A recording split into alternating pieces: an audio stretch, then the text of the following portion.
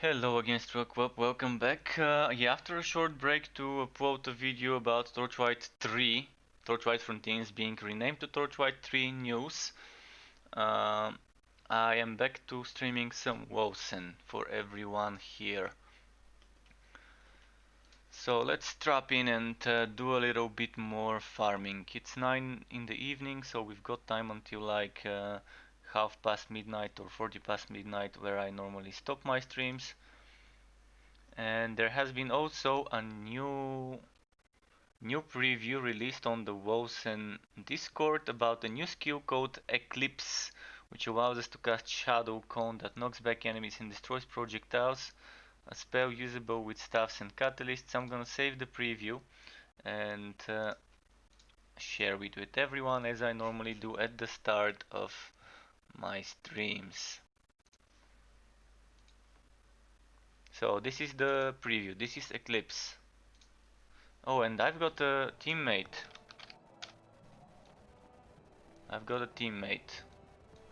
Am I the leader?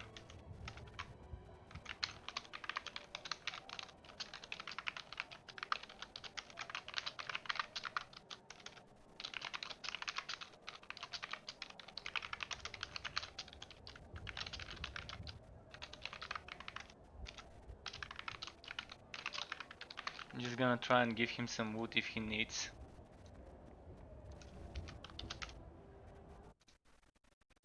So yeah, this is the spell that would do AoE damage in a cone and repel enemies and also repel projectiles. Not just enemies but projectiles as well. So knocks back enemies and destroys projectiles. Pretty nice.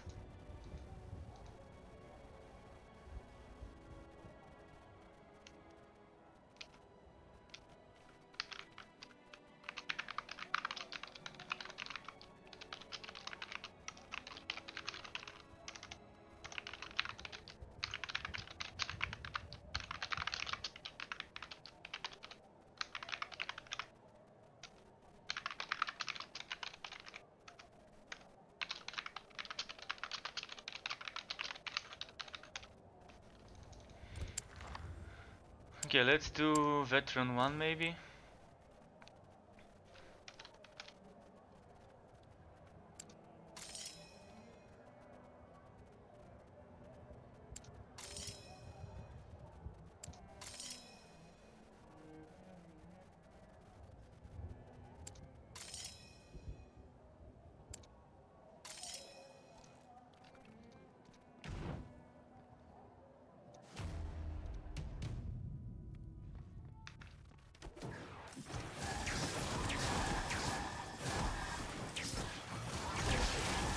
Okay, it's lagging a bit at the start of the map. Should be better soon. And just a moment, I'm not looking at my chat. I want to make sure there's no one who can kill me so I can open my chat windows. And it should be opened now. Okay, there we go. I can see everything now.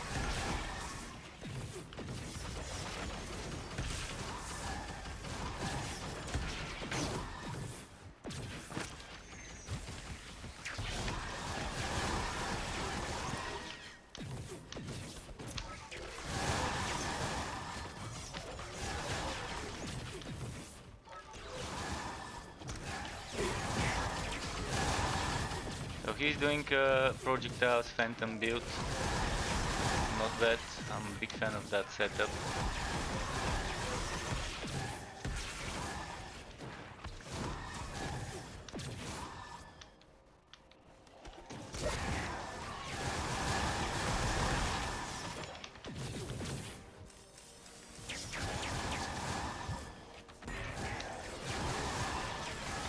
It's nice to have a teammate randomly joining.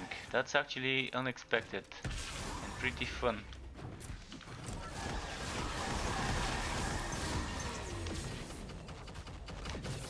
He's got a turret though. Teammate with a turret, not surprised. Not surprised to have a teammate as a turret build. The chances are pretty high. And yeah, I'm gonna continue playing with this beamer build. Maybe change it up later, but for now I'm gonna stick to it for a while. See if we can get anything better.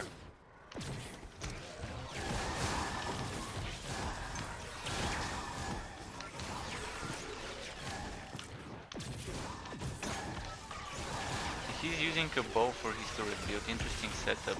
He's definitely going for projectile based damage, from what I can tell with the skills he's using. He's using a master bow, it seems.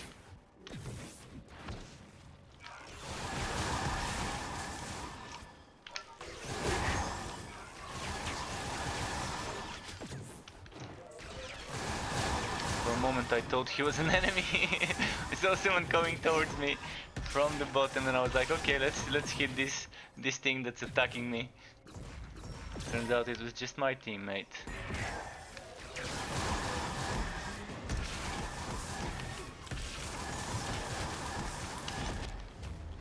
Oh shit, and I forgot I've got a teammate, so I can't res myself if I die.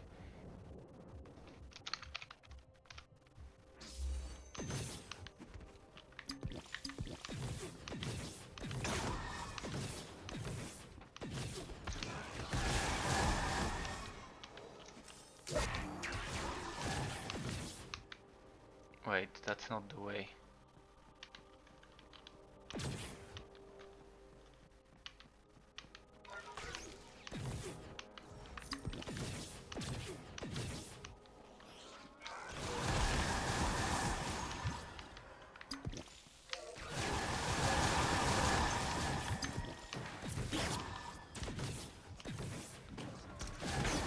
Okay.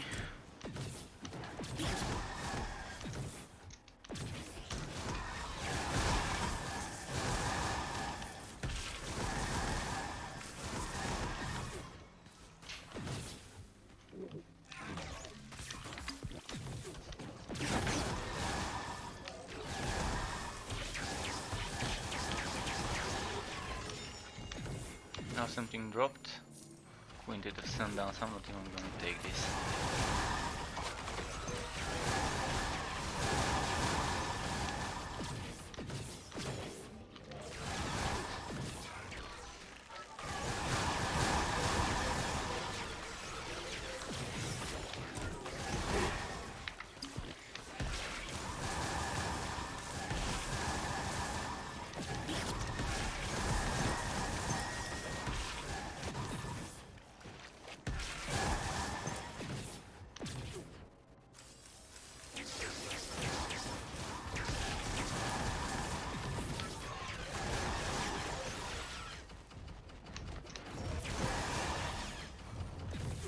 Okay, this is gonna be easy. If I knew he was a turret build, I could have pushed something stronger than this.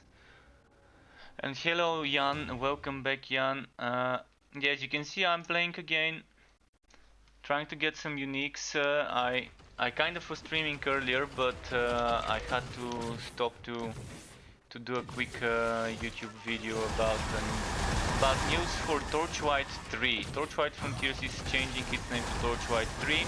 The update is coming on Wednesday, so I'm gonna have 2 weeks to work on Torchlight 3 and stream Torchlight 3 over the next 2 weeks before Wolcen launches. So that's gonna be perfect timing. Right on time when the online progress gets wiped on this game and the server shut down and there's 2 weeks maintenance, I'm gonna be able to focus on Torchlight 3. I'm so hyped for both this game and for Torchlight 3. A lot of games to be hyped about. Not enough time to play them all.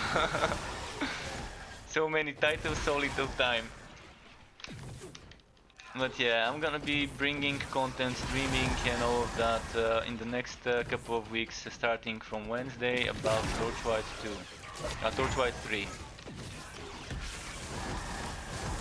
There's huge changes for the game, by the way. No, Torchlight 3 is not releasing now. Update 10 is coming, and update 10 would be a huge update. It's like after wiping all the data. So a lot of things are changing. It's not gonna be with open zones. It's gonna only have open MMO-ish aspects in the way that you're seeing players in the hub. So kind of like Path of Exile. You're gonna be seeing other players in the social hubs. But once you step out, it would be just you and your party. And it's gonna be getting rid of the horizontal progression for a classical act-based progression, like Torchlight 1 and 2, Diablo 1 and 2, and so on.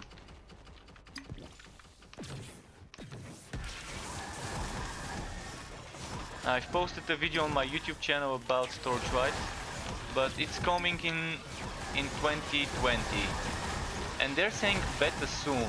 So if the beta is soon, let's say beta in 3 months, and then in 6 months launch maybe, let's say September for the launch maybe. It would be very good if they launch around September or October, after the summer holidays and everything. It's perfect timing for launches. Mid-September is always a good date because that's when people go back to school, back to university, etc. So if they're aiming for those people, being their customers, that's probably gonna work in their favor.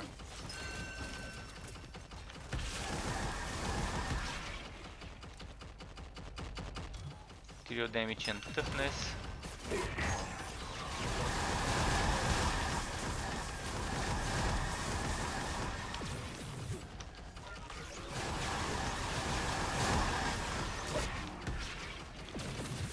You can see I'm playing a beamer build today, getting those beams strong and ready. It's a weird setup.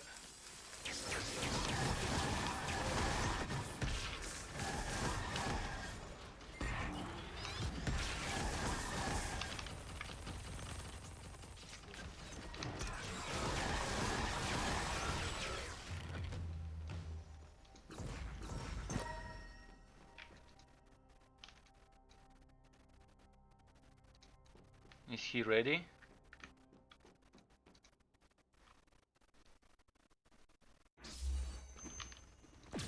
I didn't even see that he died. I did not see he died.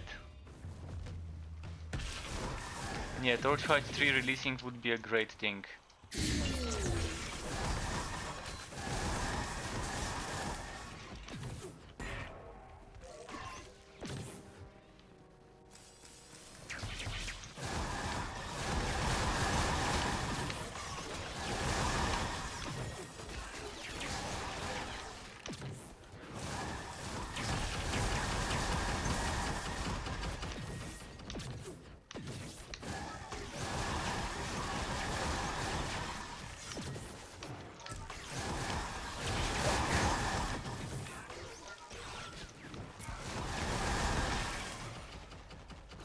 And yeah, quite excited about the changes about Torchlight 3. If someone wants to talk about it, I can quickly tell you some of the things that are coming. But there's gonna be patch notes probably later today or tomorrow. Maybe they would post them on patch day on Wednesday, but most likely there's gonna be some stuff posted in advance before the patch comes.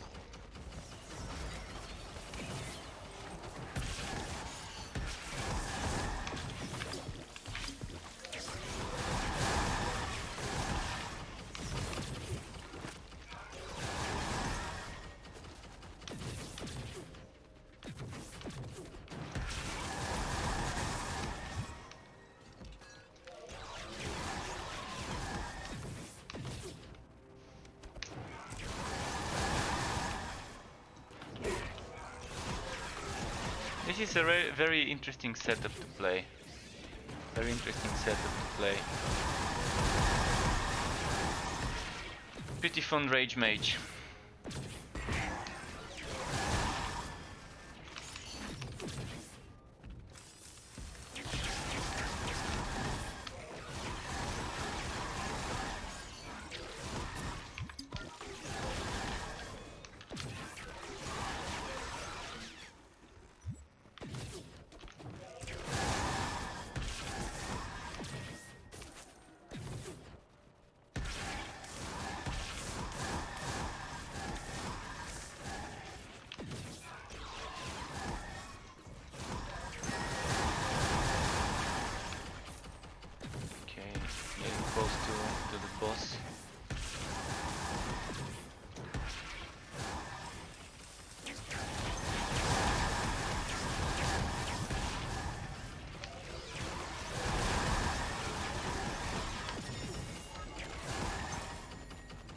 Delia's March. Let's see if it's better than what I've got. 17%. Okay.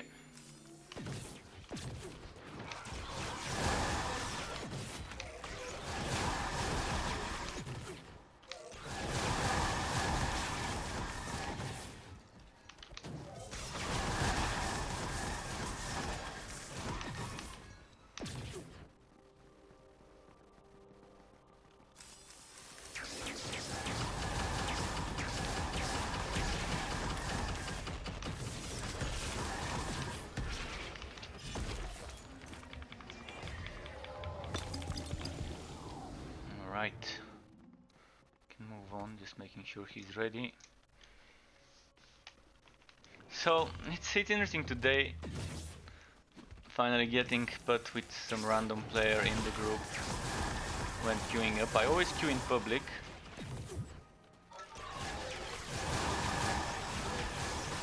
I'm hoping that there's some improvements to the matchmaking once this game launches, by the way. Even if there aren't any, it's still gonna be okay, as long as there's a lot of people playing it, but it would be nice to have some improvements.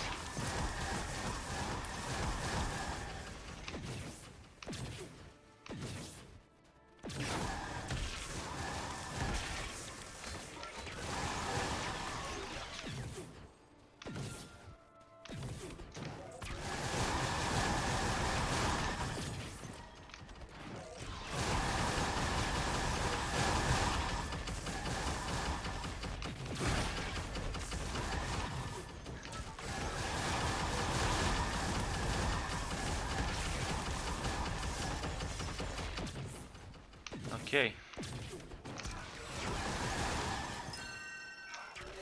Aquamarine ring. Might be something good this time. Well, not really.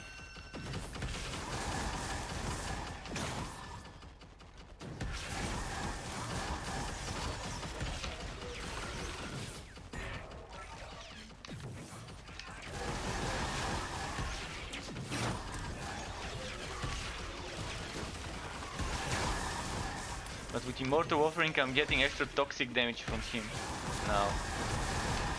Funny that that's happening, but yeah, that's how it works.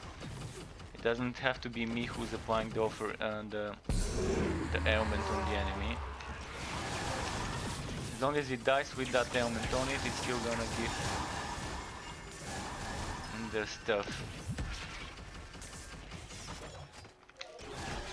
Well, I can't see the name of the purple item. Okay, Edict. Okay, and Assassin's Gauntlet.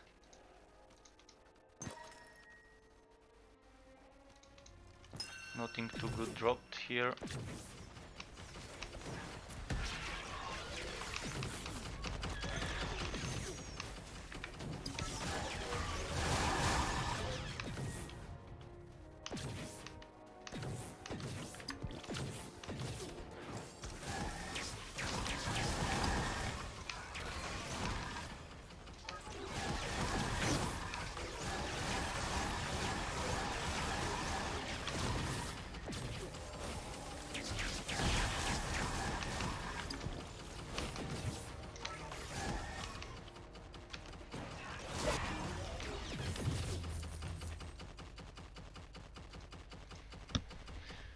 Deeper and deeper.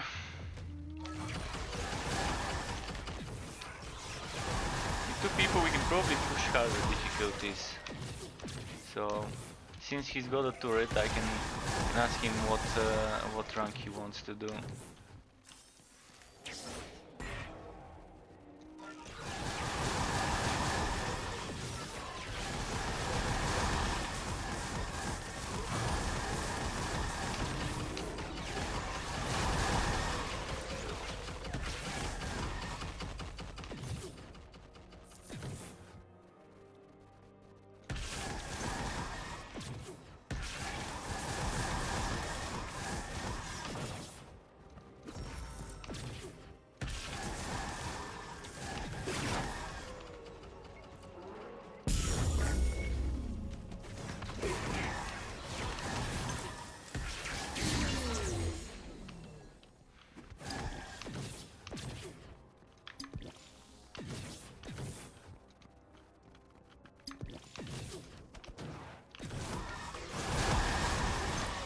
rage getting filled up with those teleports.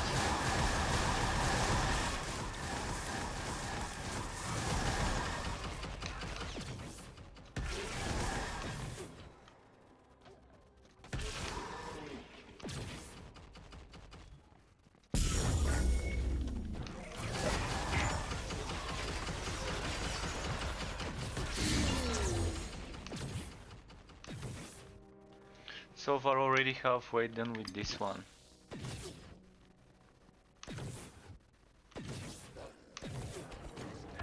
I'm gonna try and pull some enemies closer together.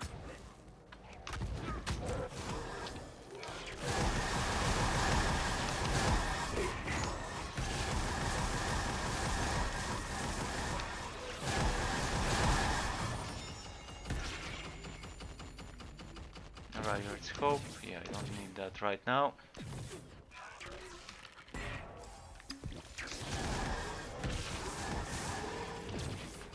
But yeah, definitely nice changes. And yeah, Sinful Duke, I did get the trial belt, welcome back, and I got it like a few days ago.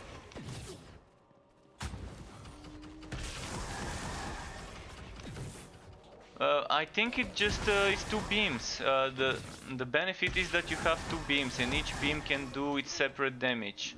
So if you manage to hit an enemy with both beams, it's gonna be twice the damage. And it allows you to clear monsters easier, for me at least.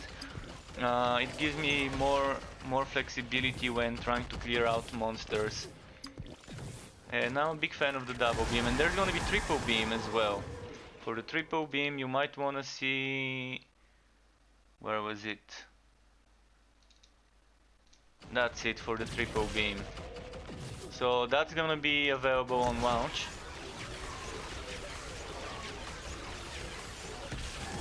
Okay, the 0 damage bug.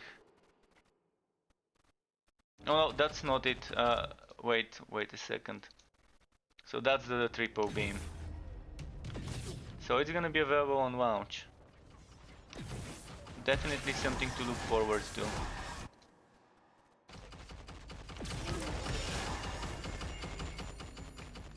If you combine the beams, I've not noticed whether there's more damage or not. But if you keep them close enough, it's still gonna hit the enemies.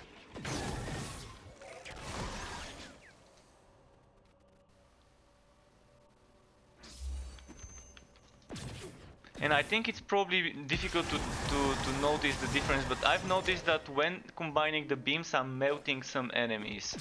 They're like dying so fast. I can't tell that it's doing more damage. It doesn't show me more damage numbers, but maybe it's just showing 2 numbers one under the other, and that's why I'm not seeing it. I don't know. I've noticed that some things die pretty fast when I combine them. Maybe it's just them being weak, but if you keep them close enough, it's not bad. If you try and keep them barely touching each other.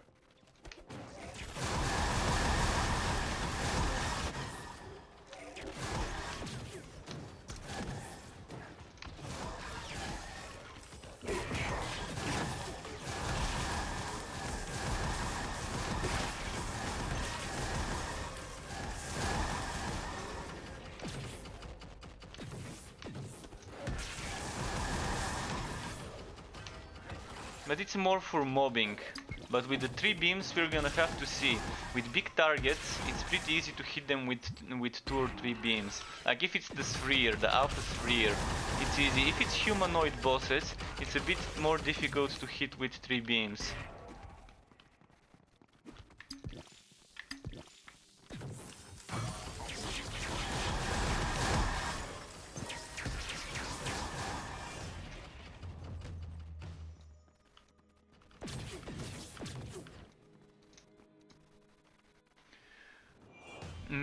Maybe it does. It would be nice if each beam had chance to apply element stacks. Those questions would be good to be asked to the developers. Maybe they can answer them.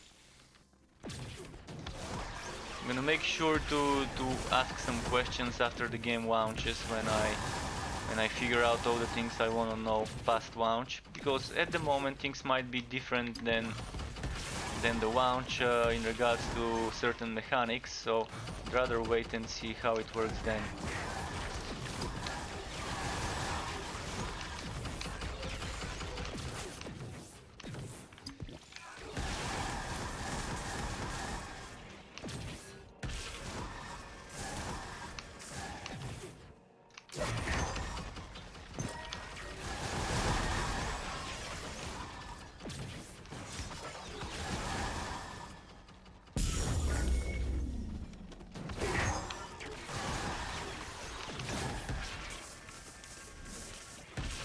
Again, this glitch with 0 damage. It happens after using my teleport, the same way it happens with Warpath.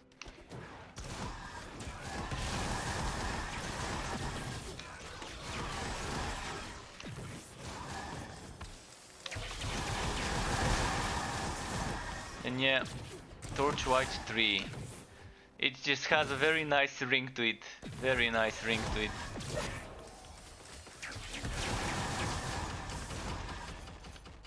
A true successor to Torch White 1 and 2.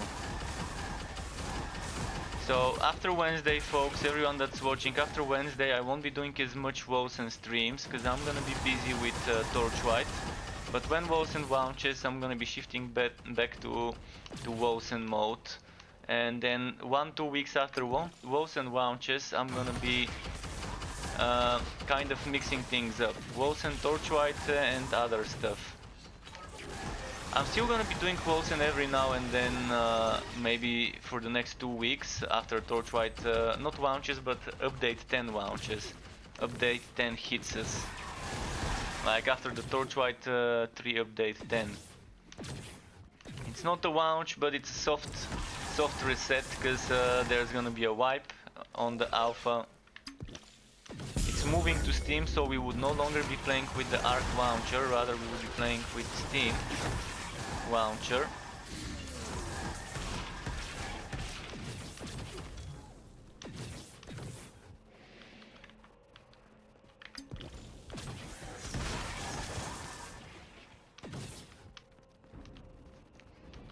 So I'm still gonna be doing the other games while playing that, so maybe in one day I would be doing Torch White, in another I would be doing Wolcen, then back to Torch White, then back to Wolcen, and back to Warhammer Chaosbane every now and then, especially when Warhammer Chaosbane releases the 5th class. I'm gonna spend some time figuring out builds for her, making builds for her. It's gonna be a busy few months. The next couple of months probably are gonna be very busy when it comes to content creation, playing, streaming.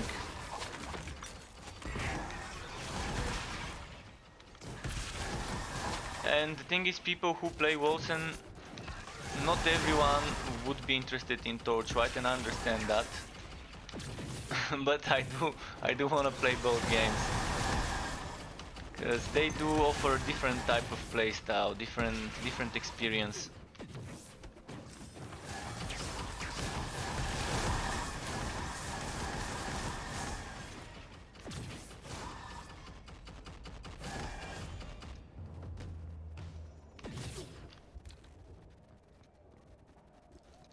Let me put something in the warehouse. I think it's best if I put some stuff in the warehouse like this. Oh, I don't have much room for any other things to be placed in the warehouse at the moment.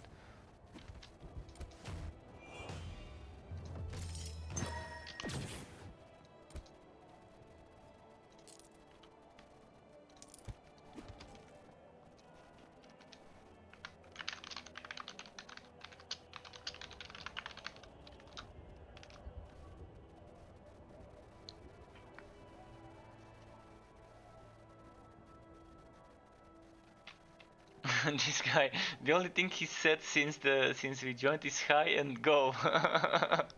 Maybe he doesn't speak English much, or I don't know.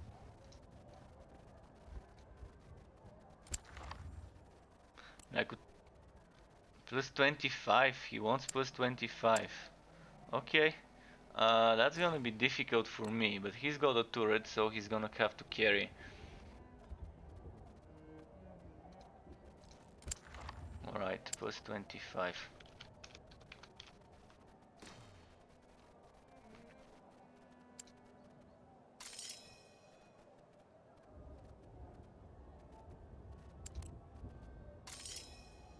As I guessed. That's not a problem. She's from Ukraine, okay.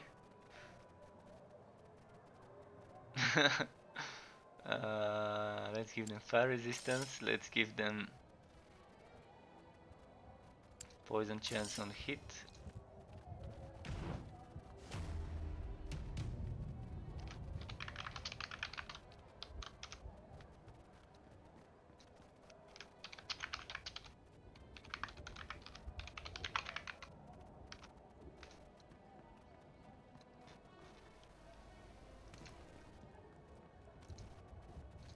Let's try and give him stuff that he maybe might need.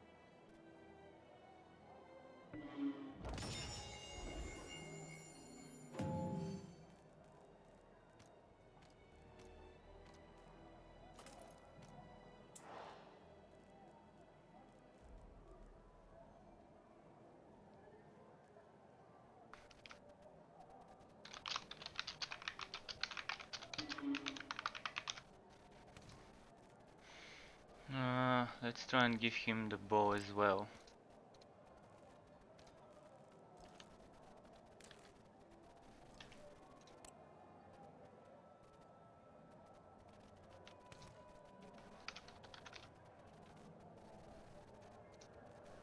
Oh, he needs a normal bow. A normal bow.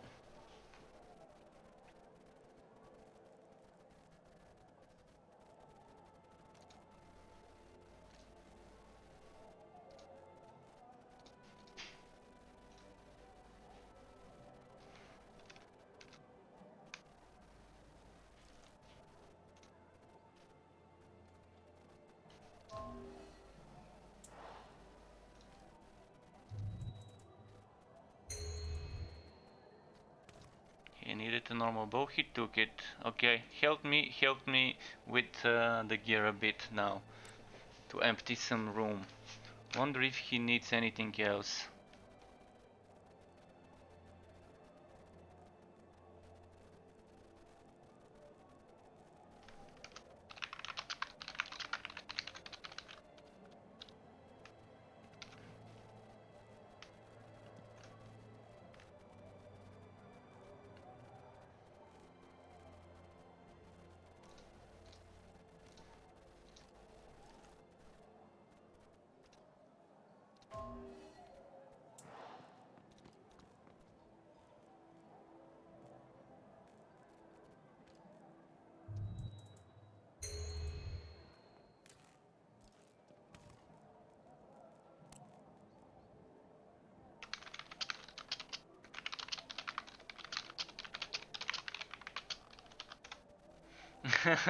He's also helping me, so thanks to him as well. Alright, now I can do something like this.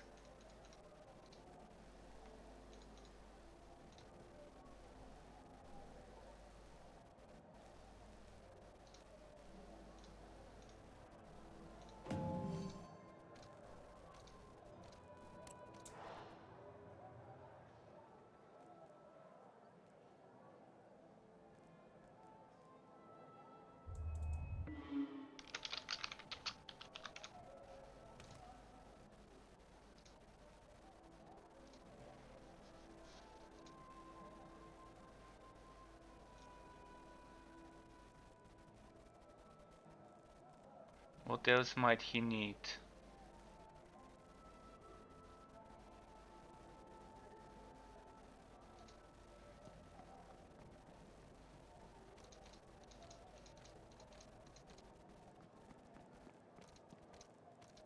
Does he have anomaly? Let's try and give him anomaly. Maybe he might want it.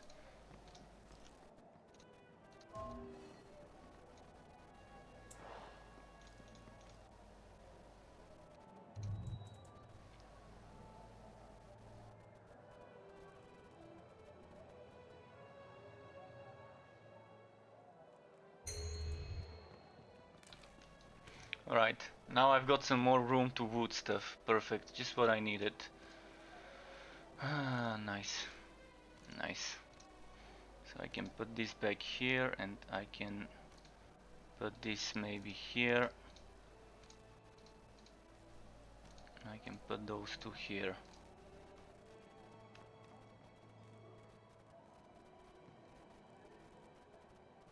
And maybe we're good to go.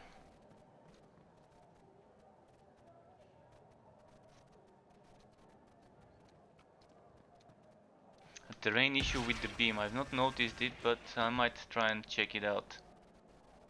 In the meantime, let's see if he's ready.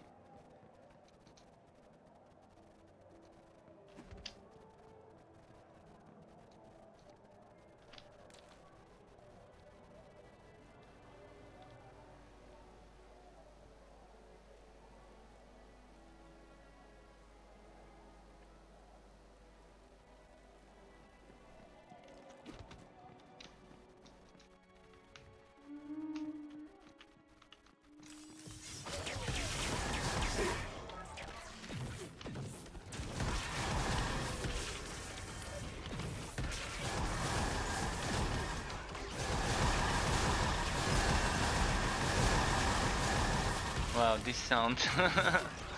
This sound.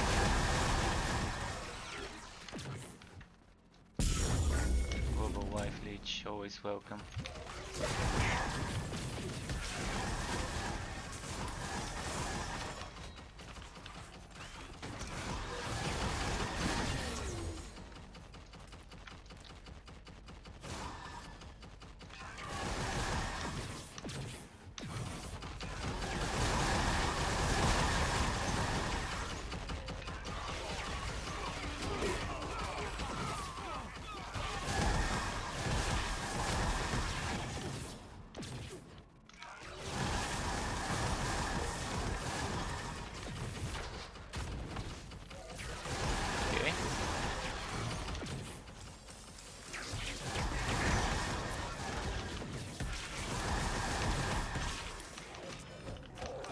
Cheat. No, I didn't have enough willpower to get away. No, he better be able to carry if he wants plus 25 enemy level.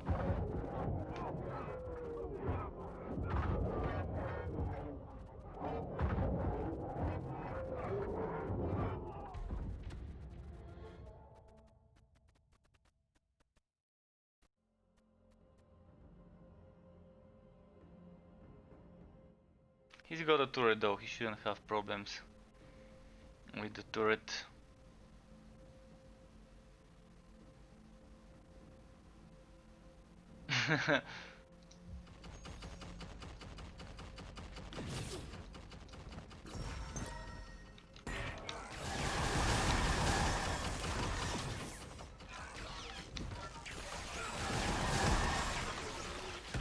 This zero damage bug, so annoying. This is one of the most annoying bugs in the game, where after using a movement skill you don't do damage. Or the movement skill itself, if it has damage attached to it, doesn't do the damage as well.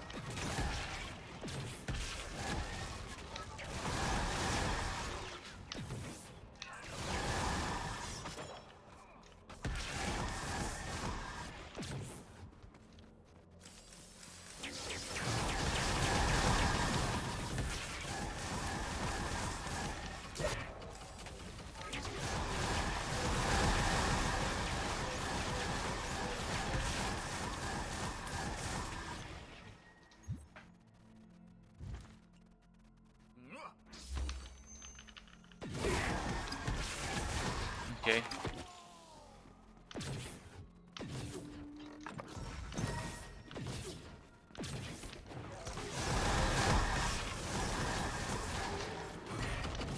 Something stunned me. How?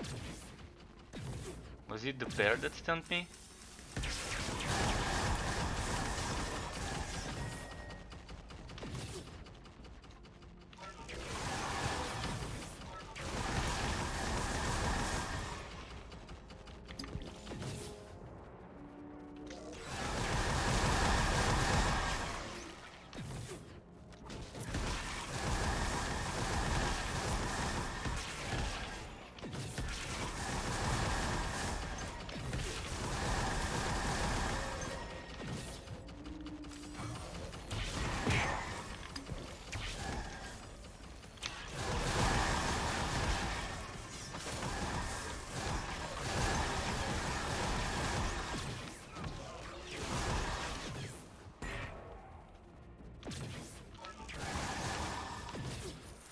See.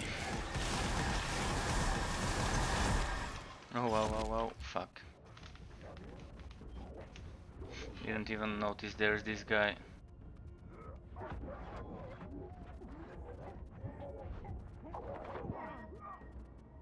Why is he racing when there's enemies alive? Okay, it worked, but it's risky. It is quite risky sometimes.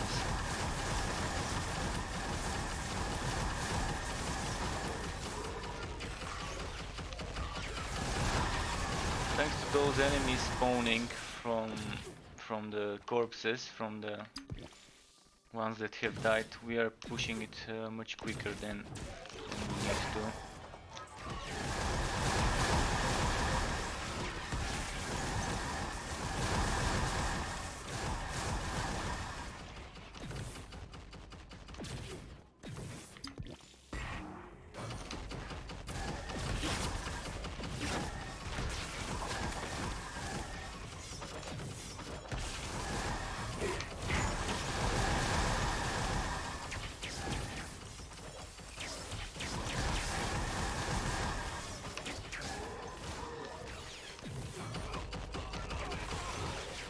Again, that stupid 0 damage bug. Sometimes I would rely on that 1 or 2 hits before the enemy hits me, and then 0 damage bug would ruin everything.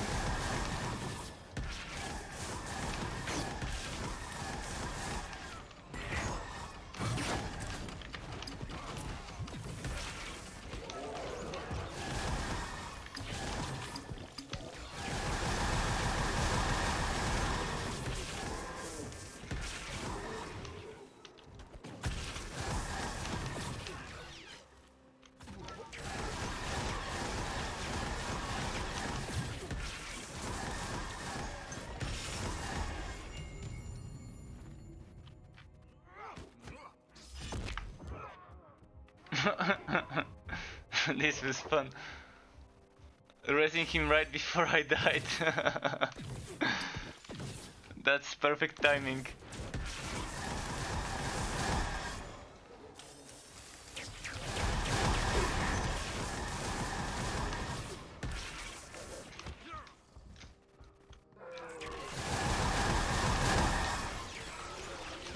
And again, that, yeah, keeps happening, this 0 damage glitch.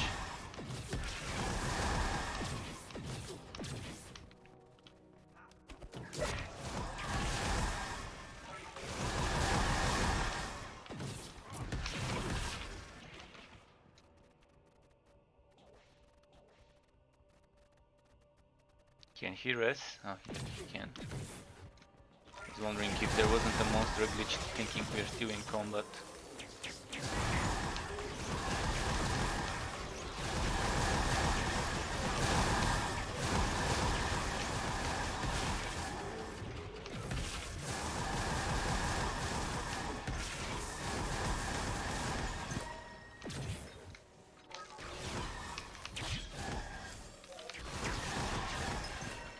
I don't see him anymore, so I have no idea where he is.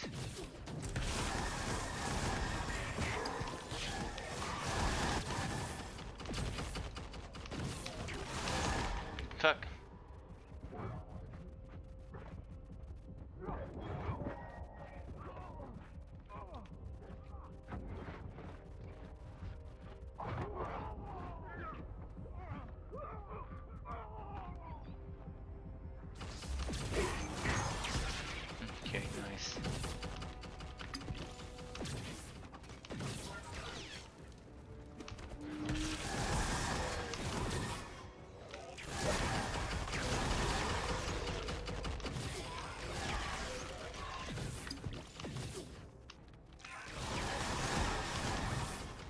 again, the little damage glitch going strong.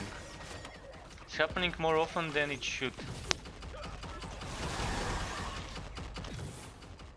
Even with Warpath I've not seen this bug happen this often compared to with Aether Jump.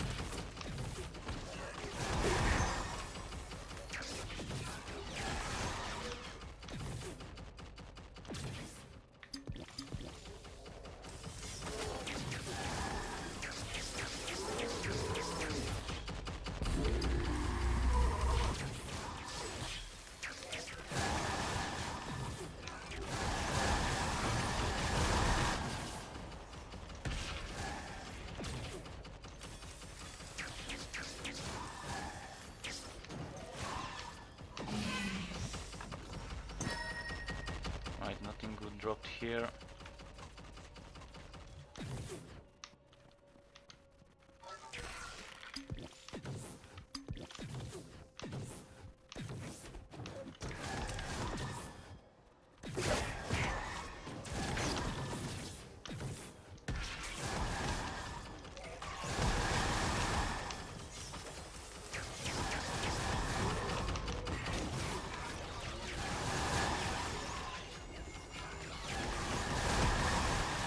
Wing dropped, which one?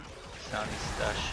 That might be an upgrade to what I've got, so must pick up. 15% damage.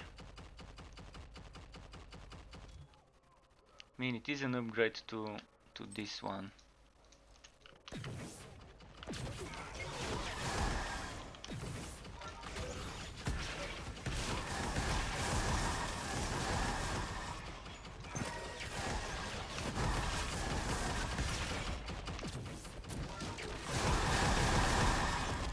Ah, damn.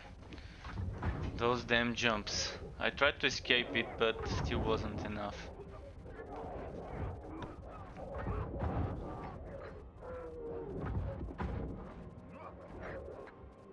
Not sure why he's bothering with pushing harder content at the moment. I don't see a point if the game's gonna wipe in 2 days. Wondering if he even knows about this.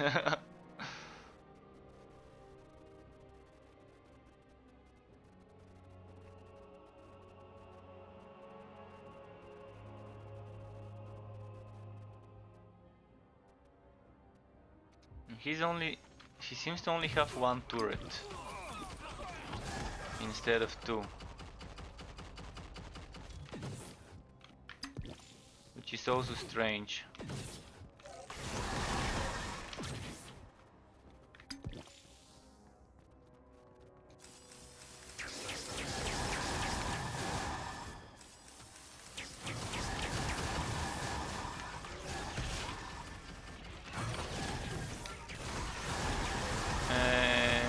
Be done. I'm not gonna be able to kill it myself.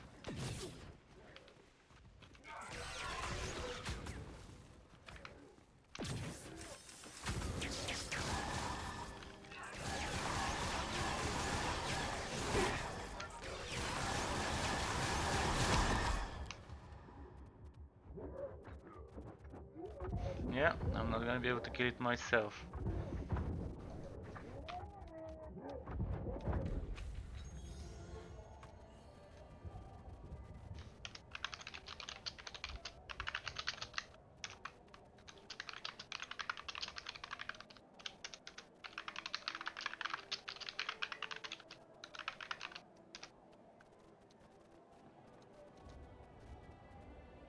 We were doing veteran 7, no, veteran 8. He wanted to push 25 level plus enemies when I asked him what level enemies he wants to do. So this one was level 27 enemies, I think, when we died.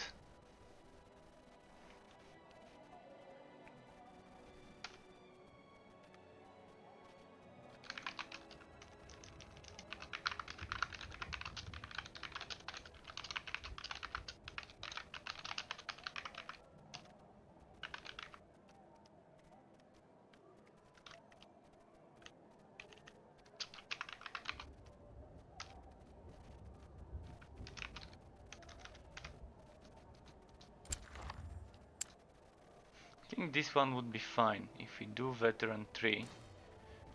Because if you're gonna do the other difficulty, I'm not gonna be the one to carry, not with this build.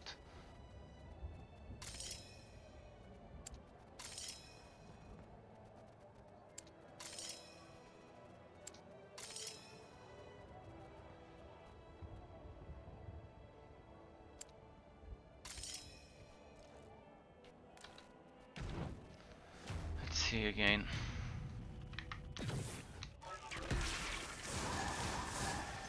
It is true that it would give more wood quality if we do harder content, but the time it would take us to kill stuff and to complete it with all the dodging and running away from enemies and everything just doesn't seem worth it when I'm doing this build.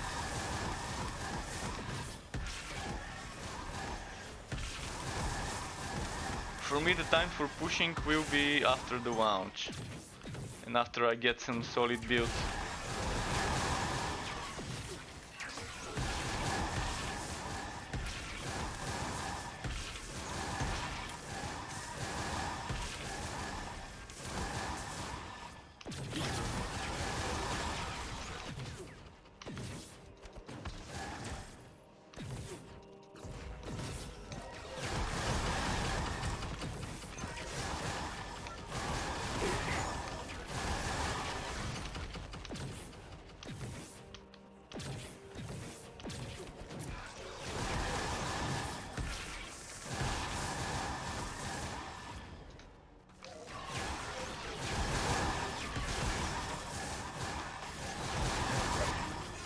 Yeah, I think a summoner engineer build on launch would be strong. Having necro and turrets, this would be probably one of the strongest ones for pushing without worrying too much.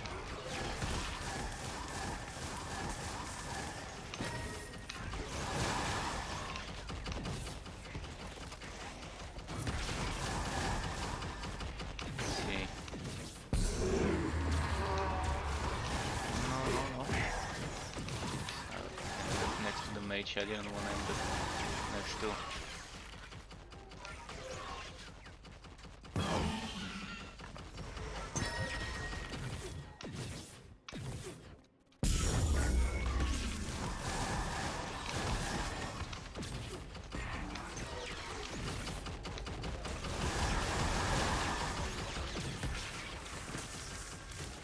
Okay.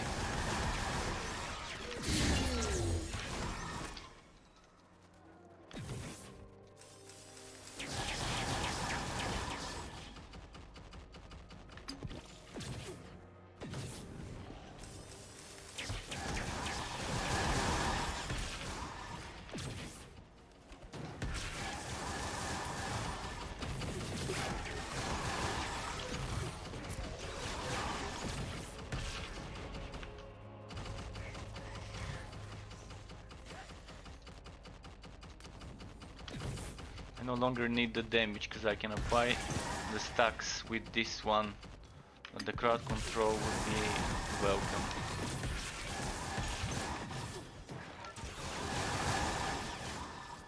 I used to use it before on another build where I wasn't using any Aether spells to apply the stacks for the Immortal Offering, but since I no longer need it now.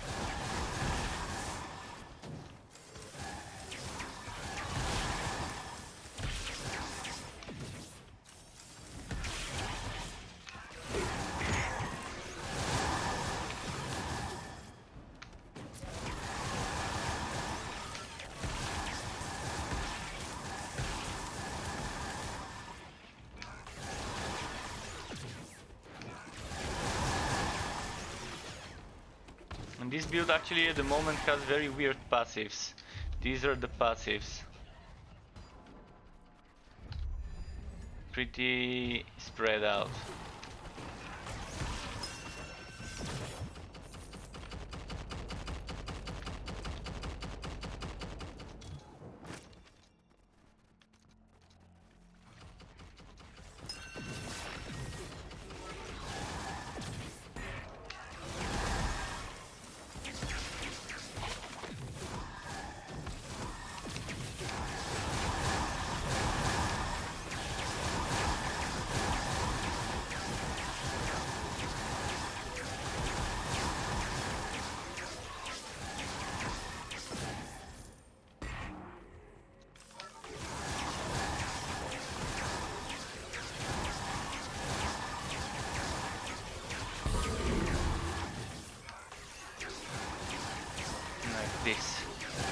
I'm doing spears while channeling the whitenings, the shadow boats. A zap stick, yeah, I don't need.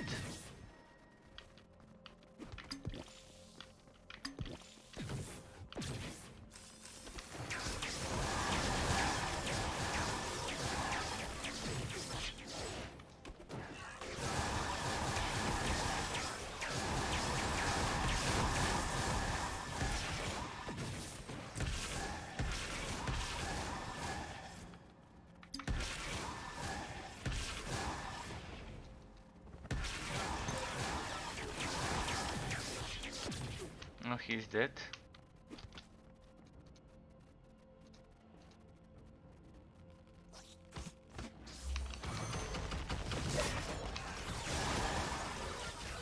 Didn't even realize.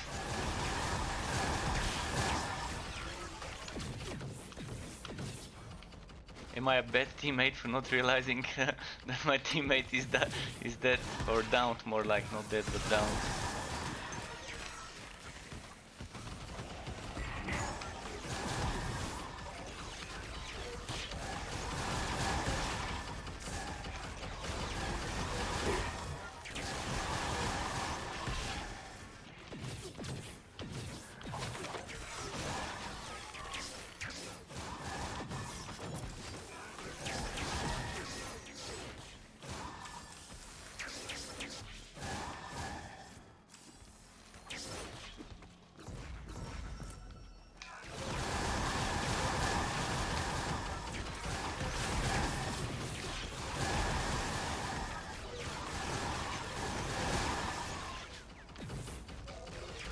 Alright, nice. What I think the changes in Torchlight Frontiers would bring, changing the public zones to not be public zones, and every zone except the towns being private, would mean that it's gonna be easier to scale zones you're doing for quests like fame quests or contracts or whatever. If they even keep the contract system in the game, it's gonna be much easier to make sure that every time you load up a dungeon, even if it's a Wobby zone in the first act, make sure it scales to your level. Something like this would be possible if they decide to keep contracts and quests like that that make us go into Wobby zones, into zones in the War Act. If they make it like that, like regardless what level you are, going into a certain zone, always scaling with your level, that's gonna be a big change. Hopefully something like this happens. If they introduce Borderlands style scaling in Torchlight 3, previously known as Frontiers, it's gonna be nice. I think Wolcen also might need something like that for when we are returning to the story zones. For when we are returning into the story zones and are doing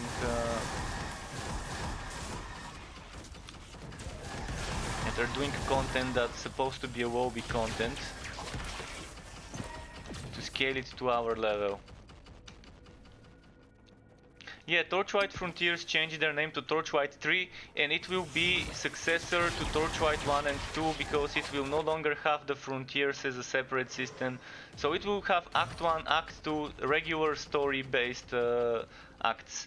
I uploaded a video on my YouTube channel today about Torchlight changing their name, moving to Steam, and some of the upcoming changes. There's gonna be more once the patch notes are released. I'm gonna upload another video as an overview to the patch and everything.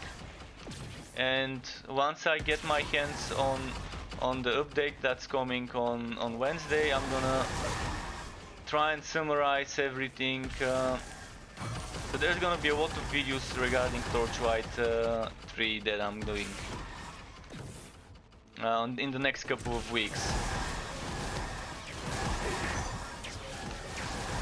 Because I'm gonna have to go through all systems, like the crafting, enchanting system, the relic systems, the pet system, so all of that.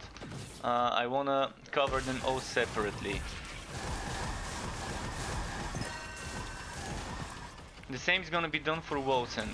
In 2 weeks, when the game launches, I'm gonna first off focus on leveling and grinding and completing the story. then cover the different systems separately, crafting, basics, etc.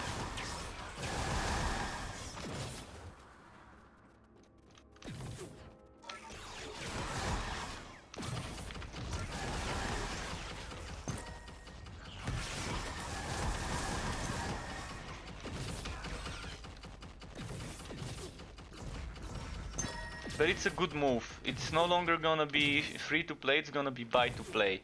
So that means no cash shop items. You buy the game and you get all of it. That's how Torchlight 3 would be. The same way the previous Torchlights have been. They just realized that the community wants a Torchlight 3 rather than a MMO-ish version of the game. You're still gonna see other people in the town. Like in Path of Exile you can see people in the hubs and form parties with them. So that's gonna be there. I think Wolcen could benefit from something like this too. Being able to see other people in social hubs, etc. instead of just adding them to the party from the lobby.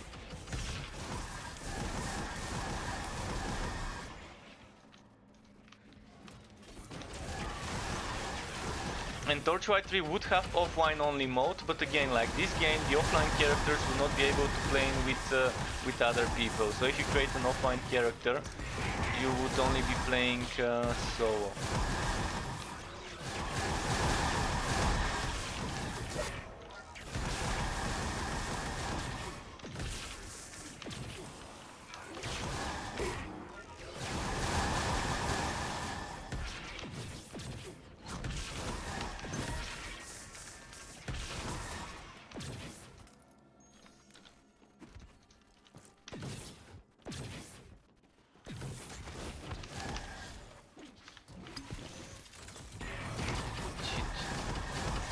Went where I didn't want it to go.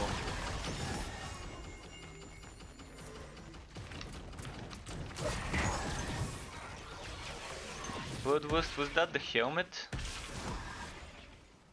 Yeah, it was.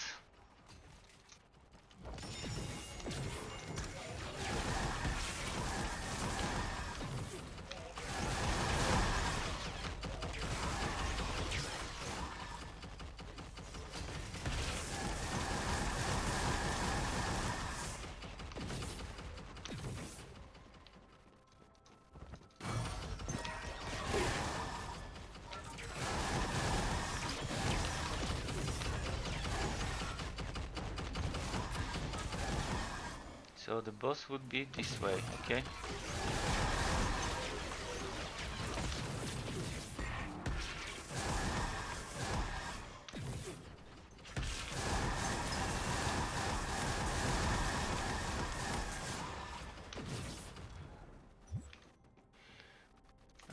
Heirloom.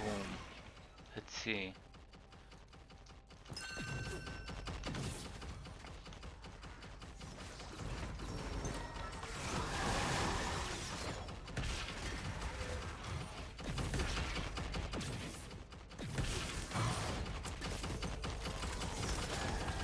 No, fuck. Change direction in the worst possible moment. Still not used to multiplayer where I'm expecting the enemy to only attack me and go towards me and keep dodging, and then he suddenly attacks my teammate. And I'm dodging in the wrong direction where my teammate is rather than me. Gonna get used to it, but it's gonna take a while.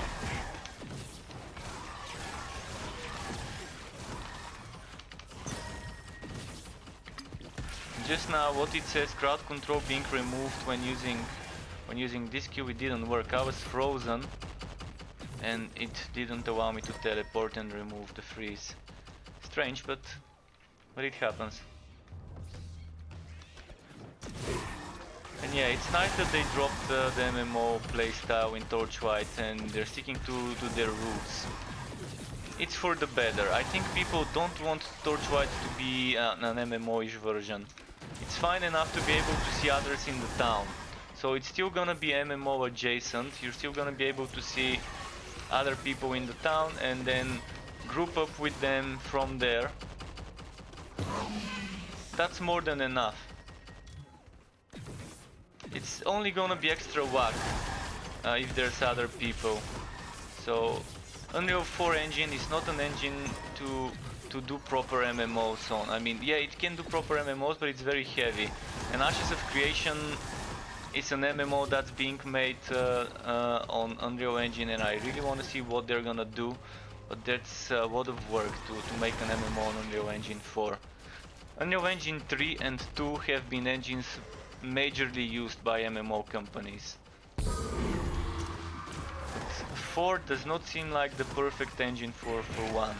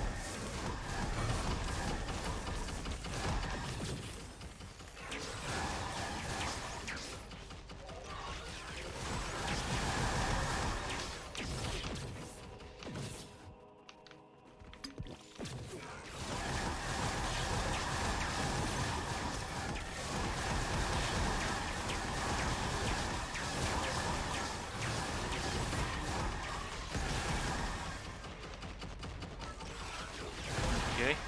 Oh, 10,000-ish. And I don't have all my buffs. I think when Wolcen launches mage builds, pure mage builds like this one would be much stronger than what they are at the moment. And hopefully would be as viable as turret or necro or tank builds and whatever.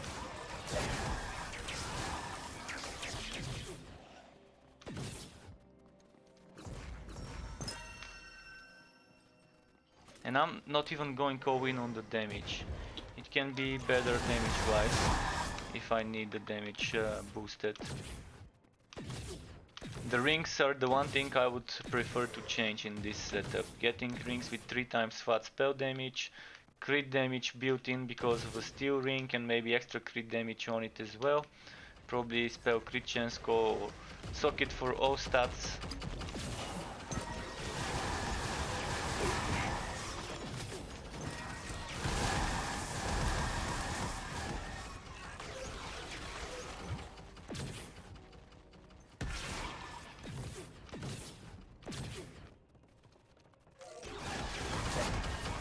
Rings are very hard to get. Rings are very difficult to get.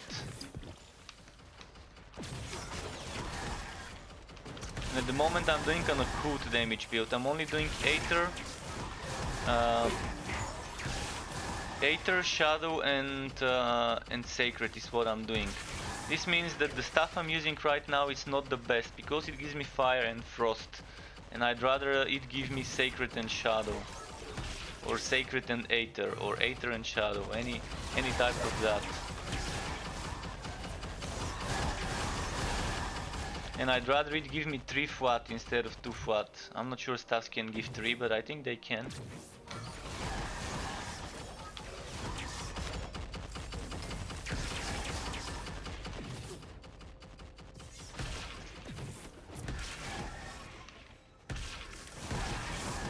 And by the way, me getting the ring of, not the ring but the belt, the trial belt, was pretty fun how I got it. I was just sacrificing some items and saying this is for the wood gods, it better start raining uniques now. And then shortly after I said it better start raining uniques now, it's dropping the trial. Just like a few seconds after I say it better start raining uniques. That was like 2 days ago. I've clipped it on Twitch. I made it as a clip Twitch, as a Twitch clip. Yeah, it was fucking nice timing. It was the perfect timing. I'm like dropping three items and saying it's sacrificing to the gods. And then I'm saying it better start dropping. It better start raining uniques. My wood senses are tingling. And right after I finished saying my wood senses are tingling, it fucking drops the trial belt.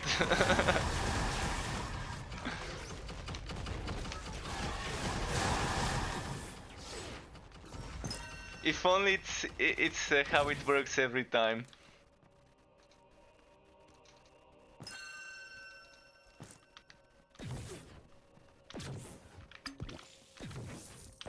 Those pens, I just gave away one of those. If I needed you need them, I would have saved them for you. I gave my teammate one of those. Maybe I have another one, I'm gonna see. But I don't think I've got another spare.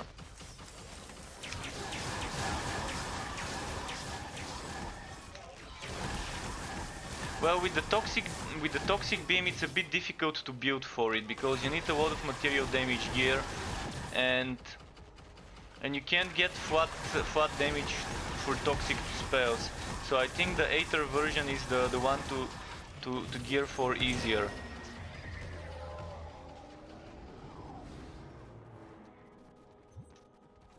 Exactly. Same here. I could use the conversion force shield to health conversion armor, but since it's 2 days more, I'm not gonna be bothered. And on Wednesday, it's when Torchlight patches, so it's actually gonna be just 1 day for me until I kind of cut down on the Wolcen for 2 weeks and do more Torchlight online, offline, and all of that in between.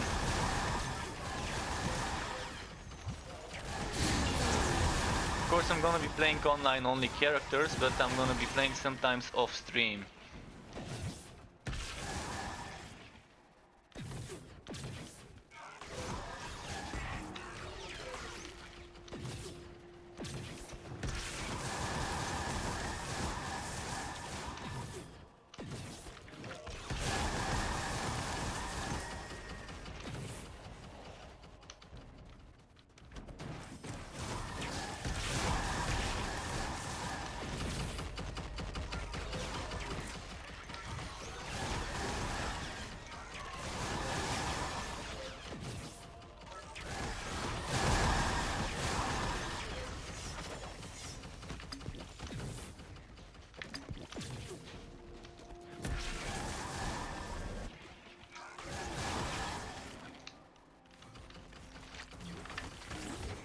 Oh, I forgot I don't have rage.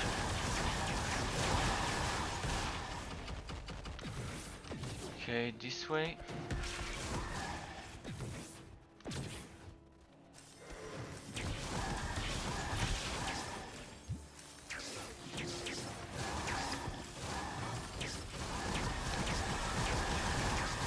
What I like about this is I can keep spamming the shadow spell while channeling spears to proc. Like this, I'm holding number 1 and 4 and it's doing both of them at the same time.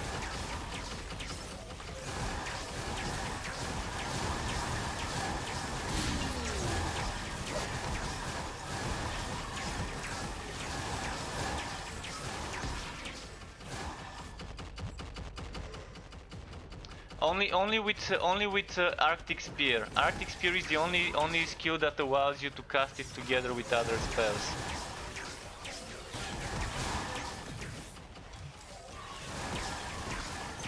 Because Arctic Spear you can cast it while moving. Look at this, I'm moving and I'm casting the skill. So that's why.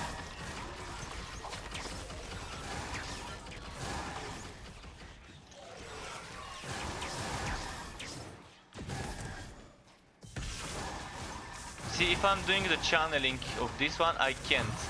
So it only works with certain combinations of spells. Like when I'm doing the whitening, it's stopping the whitening for a moment and doing a spear. But it's still working as if you're doing both of them. Yeah, it's not like it's not interrupting the continuous channeling of the whitening, but it still works well. It still works well as a combo, and I like how it's ending up in the end.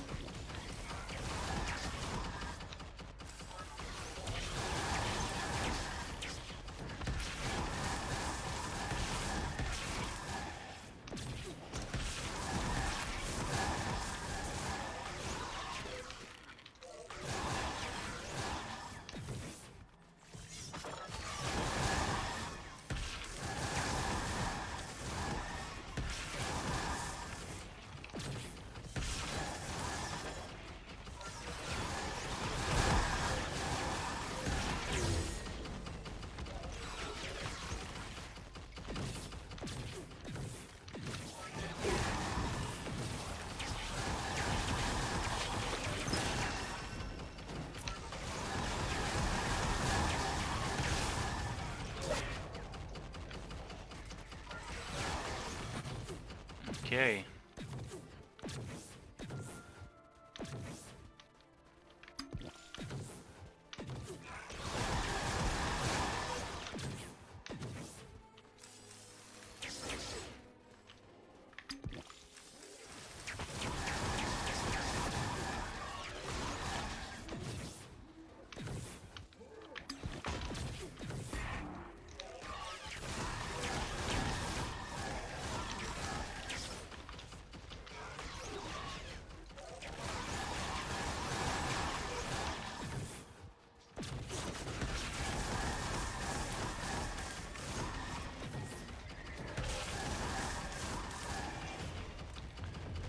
What's this bow? Nothing too fancy.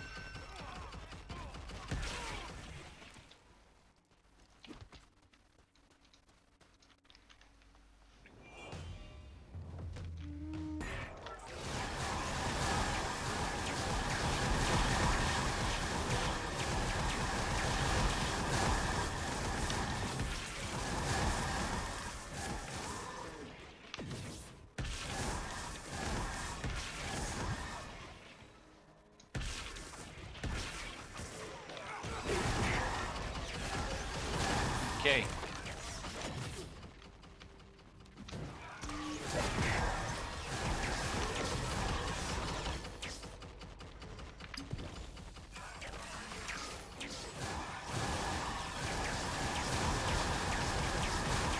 And the way I like doing Aki Spear plus Thunderstrike channeling at the same time is because it also keeps using both willpower and rage. That's why I like this combo so much.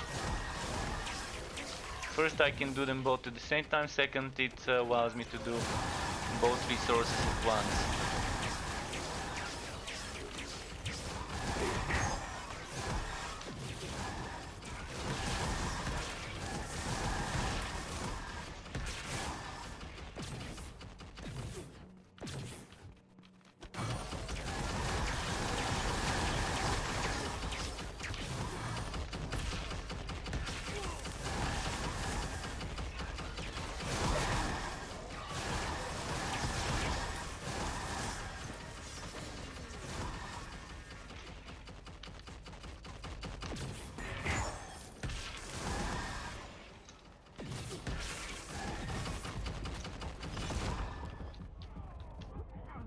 Oh, and explosion.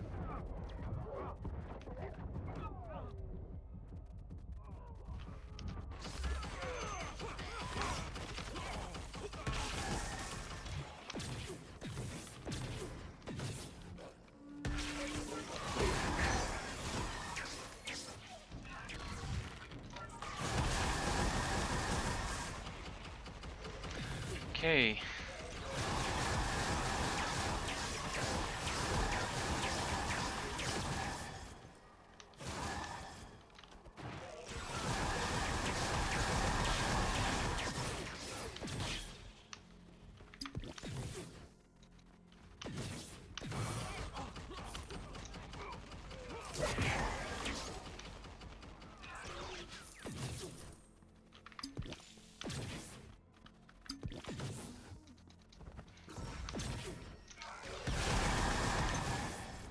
see.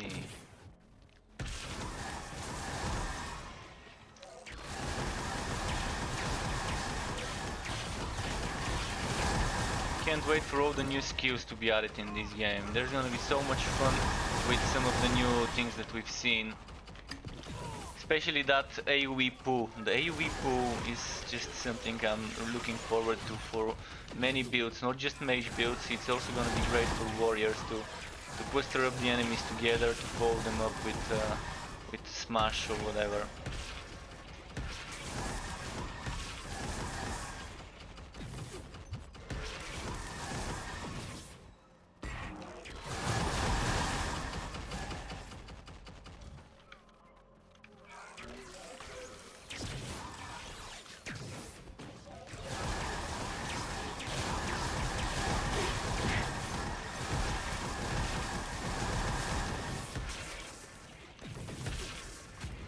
What?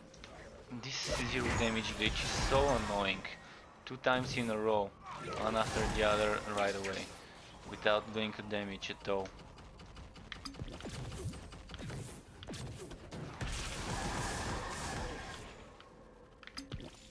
This is the boss room, so we have to kill a bit more enemies. Those there should do.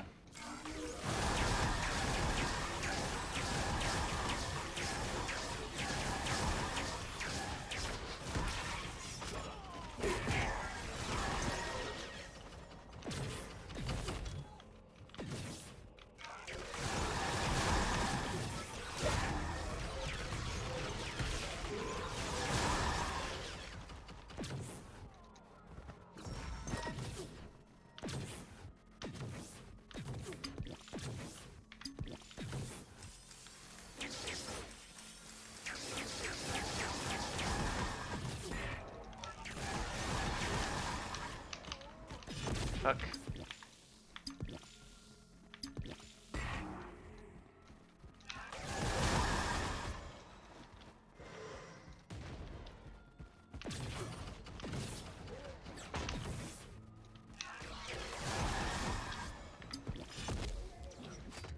Fuck.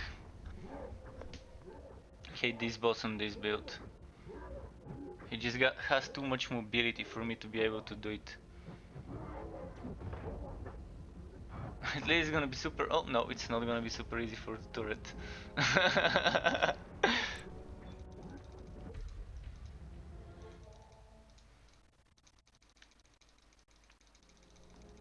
Let's see if I can glitch it and respawn. Sometimes it works, sometimes it doesn't.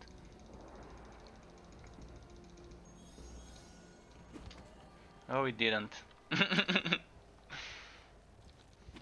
Next.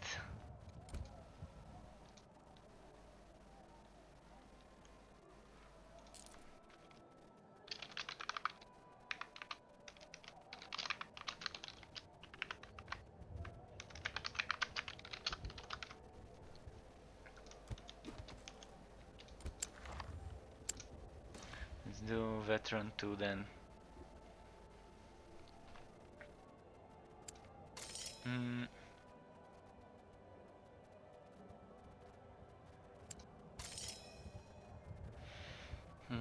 This and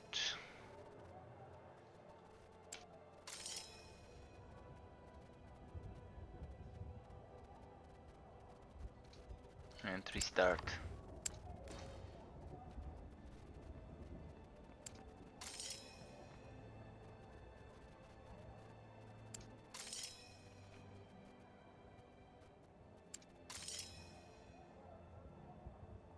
And restart.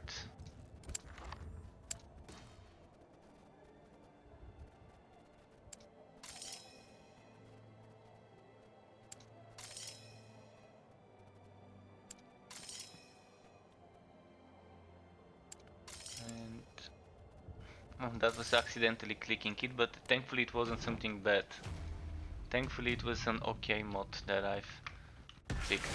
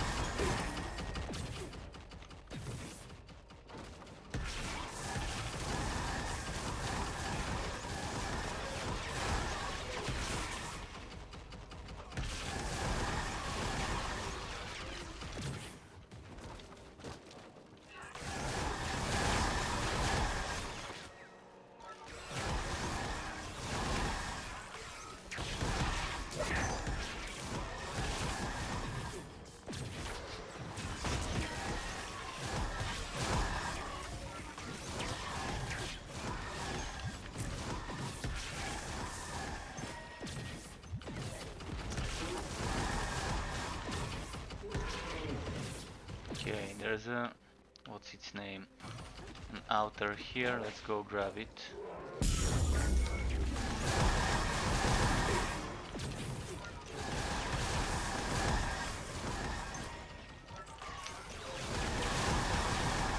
Oh, they're stunning me so often. I think mages are weak, are more susceptible to stuns, maybe. Because what, physical resistance? The more physical resistance, the less chance to get stunned, I think it was. Because stun was the physical element.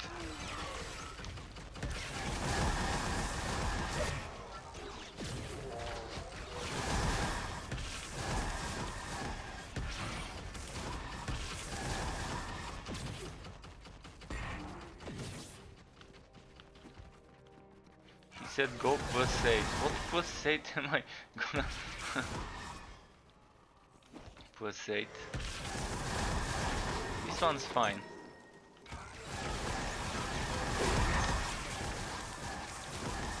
And I just saw it right now, so yeah, too late anyways. Too late for plus 8.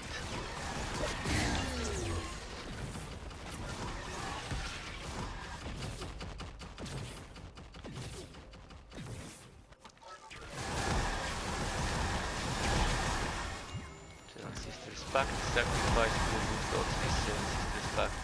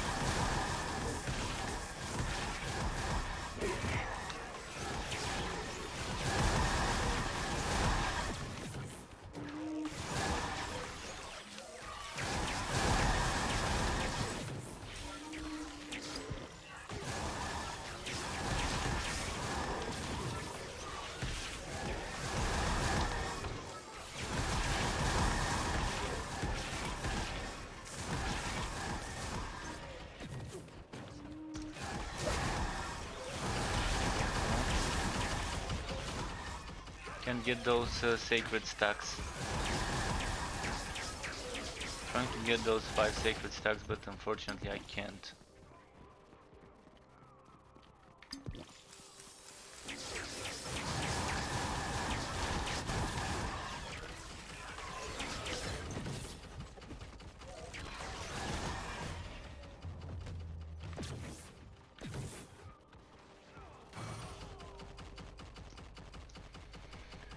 Moving on.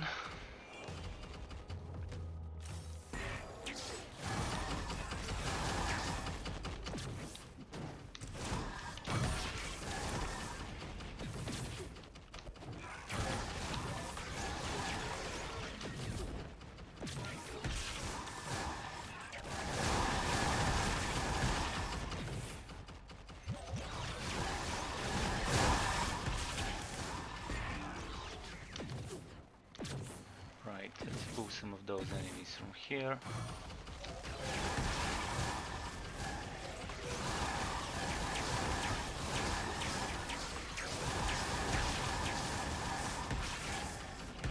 Oh, they don't stop coming from up there.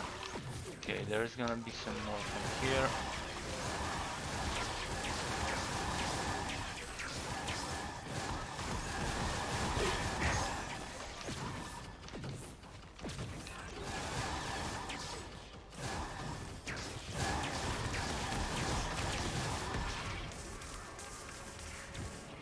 again, the 0 damage glitch.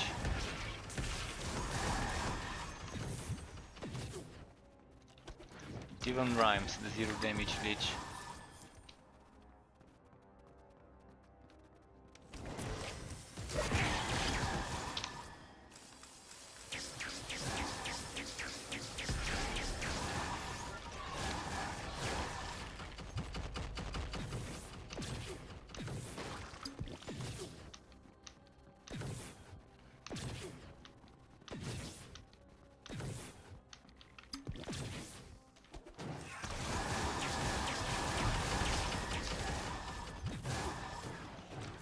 White chest.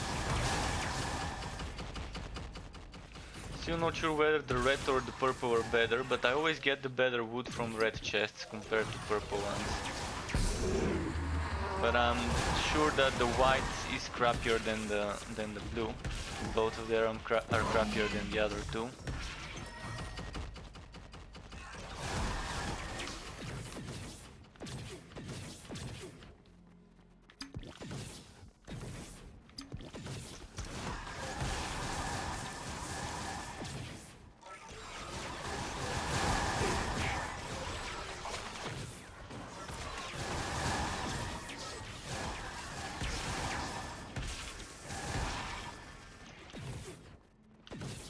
And there's the purple one. Maybe purple one has increased chance for uniques, and the red one increased chance for legendaries. Probably. Who knows? I know the developers know. But do they know that we know?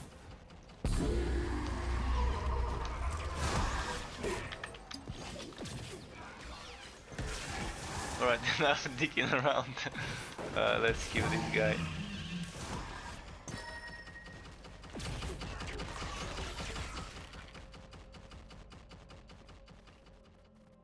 Probably this way is where the boss is.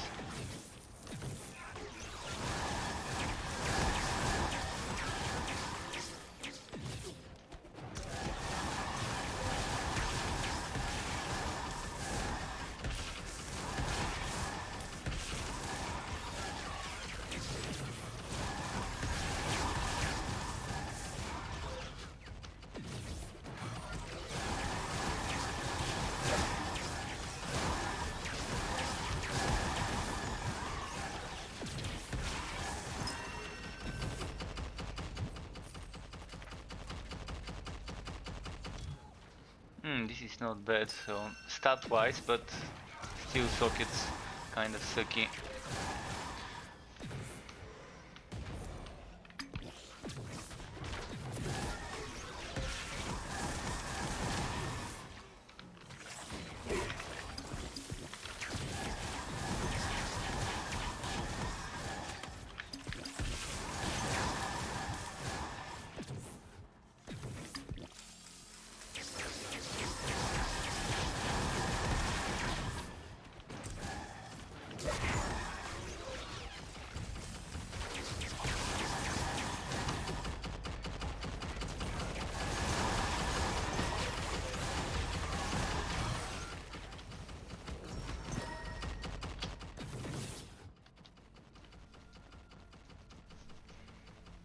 Okay.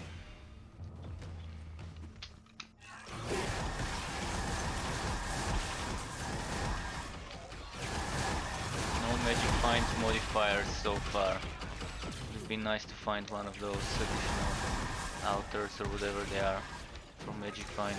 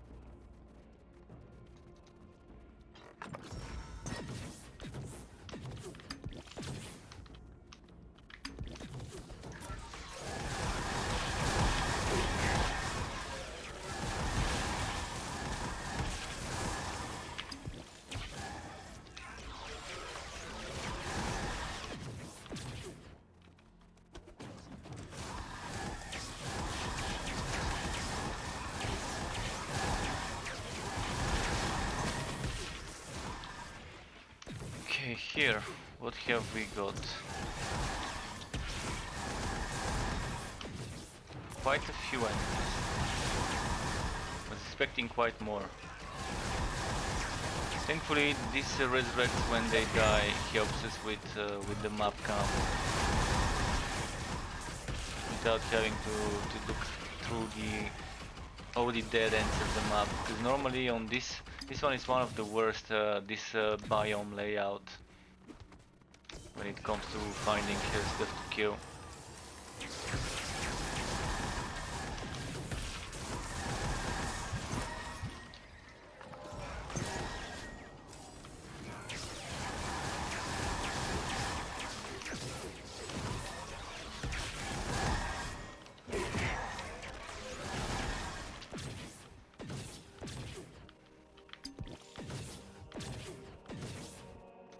Oh, he died? I did not notice.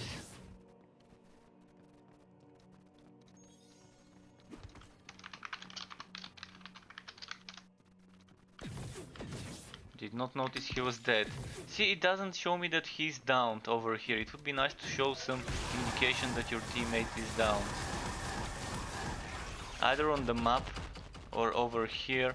It shows when he's dead, the portrait changes to a dead one, so that's gonna be a good quality of life change. Hopefully on launch they have some sort of indication for this.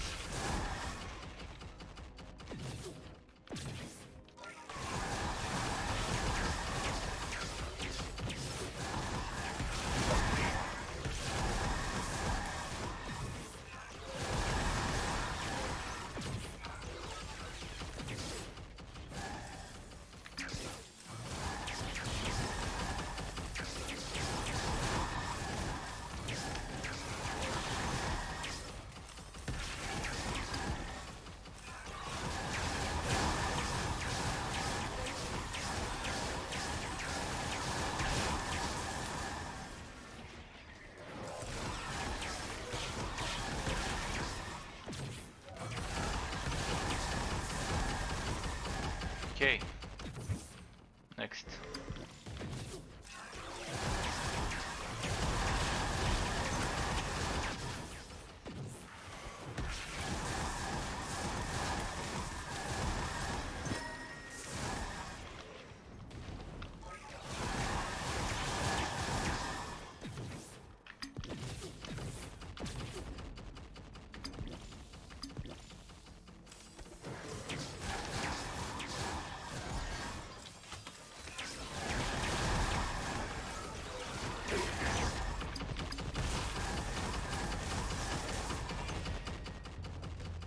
Okay, let's see if he needs anything, and go deeper and deeper.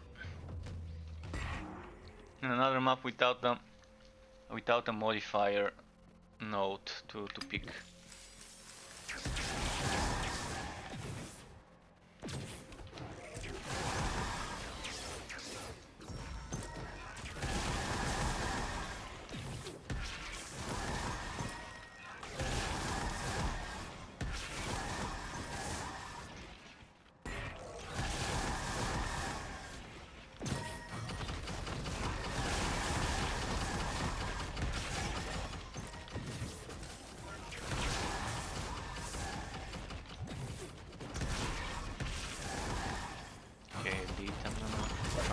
Towards it and maybe get the others on my back.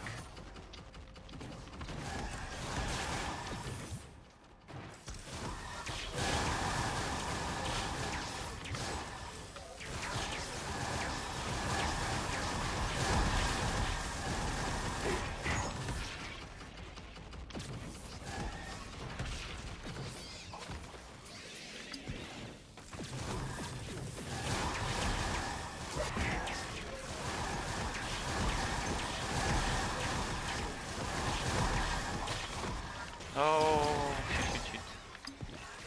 Lost my willpower.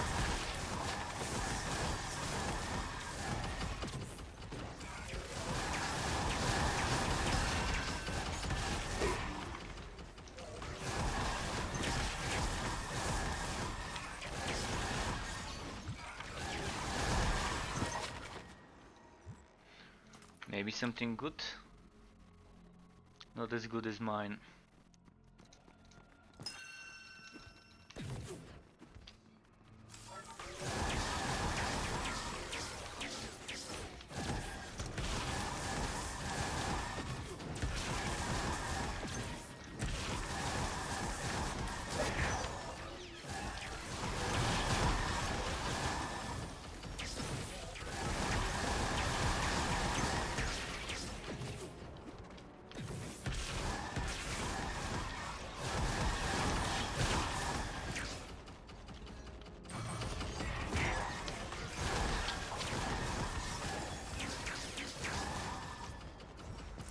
Oh, red chest, nice.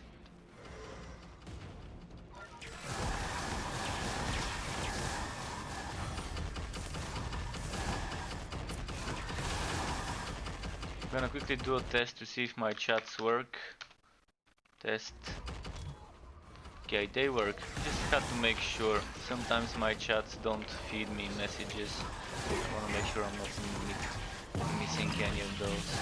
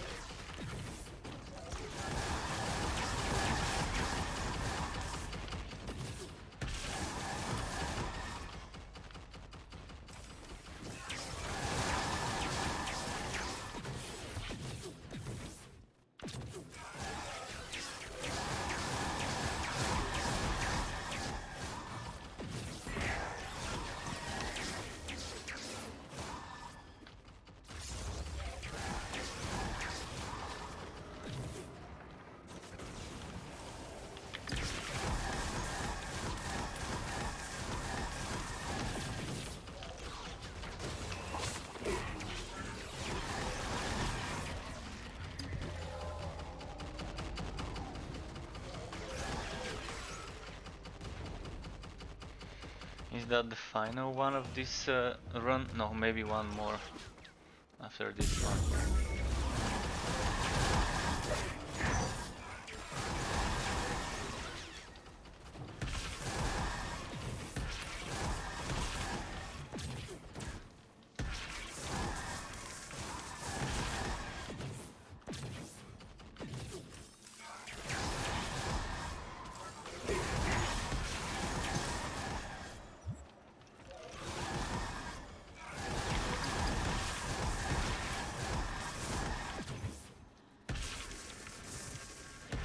And again, fucking 0 damage glitches.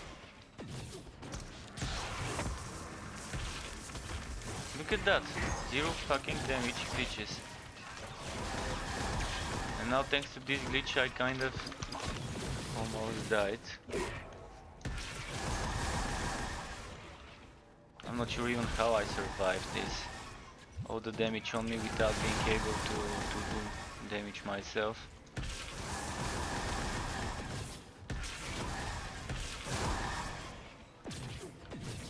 If I had to pick one bug to make sure doesn't appear in the launch, would be this one. The 0 damage one. Sometimes 1 second is all you need to kill shit tons of enemies, a whole group of enemies. And if you don't kill them in that second, then they all hit you and you die.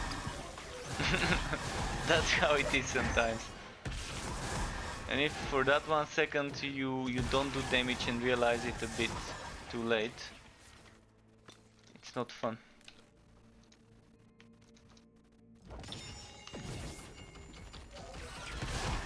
Playing with this shield yesterday was a blast. That close range Slayer's Fury with that shadow damage shield. If only I had the conversion of 4 shield to health for yesterday, because it was such a nice build yesterday with 6000 something 4 shield and 3000 HP, and it was still doing 5, 6, 7, 8000 crits on Slayer's Fury. So what that build would need when I make it after launch, the one with Slayer's Fury, would be Force Shield converted to HP, shit tons of Force Shield and HP, shit tons of attack speed and Wife Leech. That's all it would need. course, crit chance, crit damage is always something that we would need. But the key things would be the faster attack speed, the bigger HP pool, so you can keep wife stealing faster and keep being able to taunt some of the toughest hits.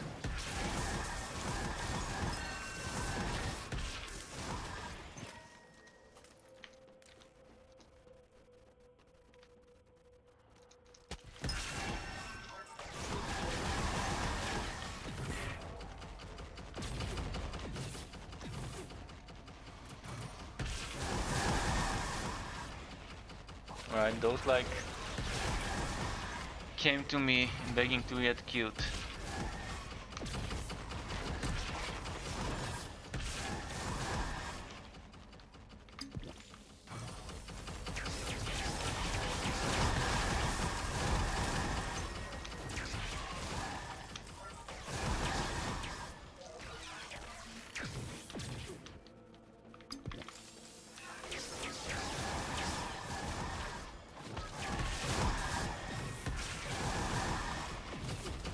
Boss soon. Little bit more, little bit more.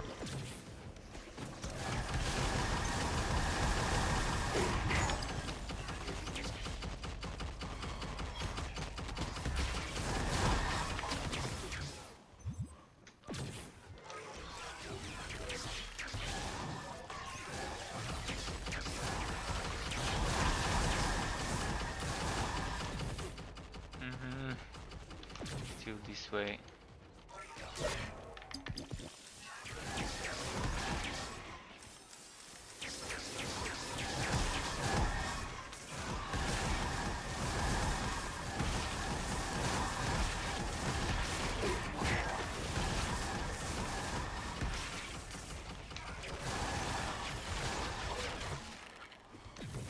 He wants to kill the elites. Well, okay, I guess not. Oh, you already aggroed them, might as well kill.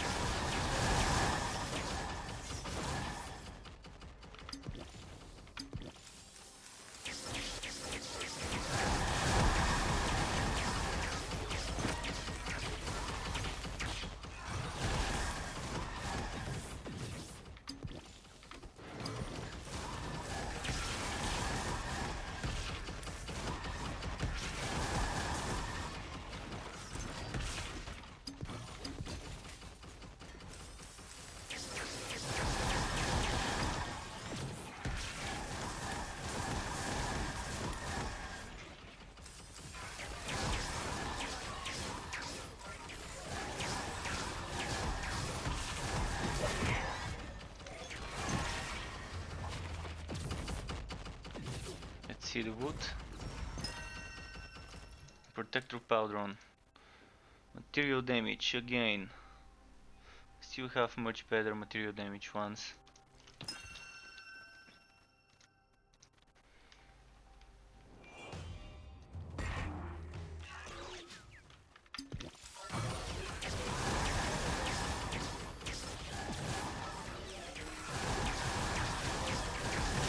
But yeah, today kind of did not expect the new character quest to be coming with update 10 in Torchlight Frontiers, and that's something to be so excited about. I'm assuming a review is coming either later today, if it didn't already, or sometime tomorrow.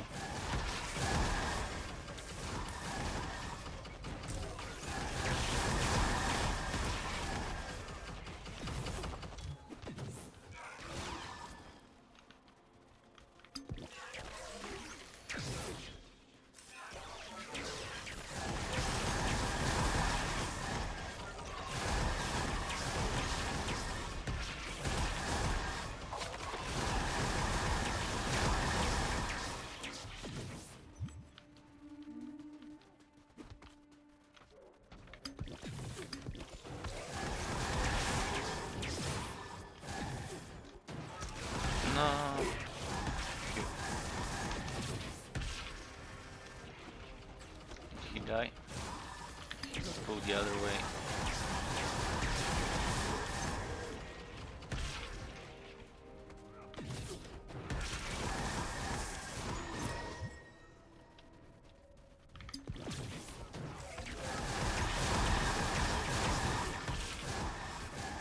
blast away. Having a lot of fun with this beamer though.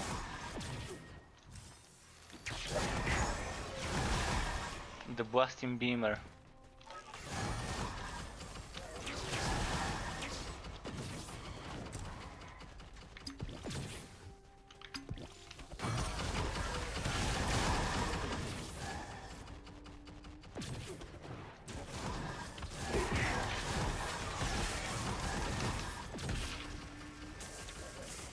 Again, fucking deal damage, but should have been dead by now.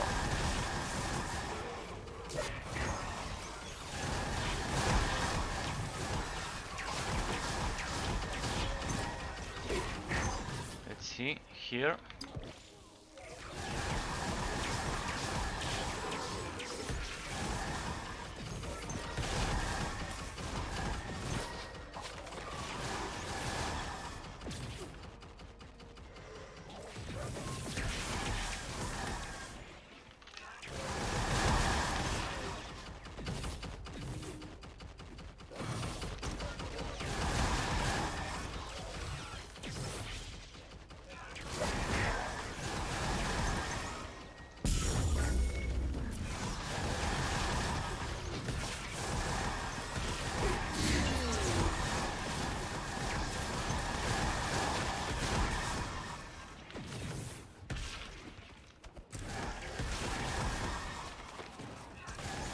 Okay.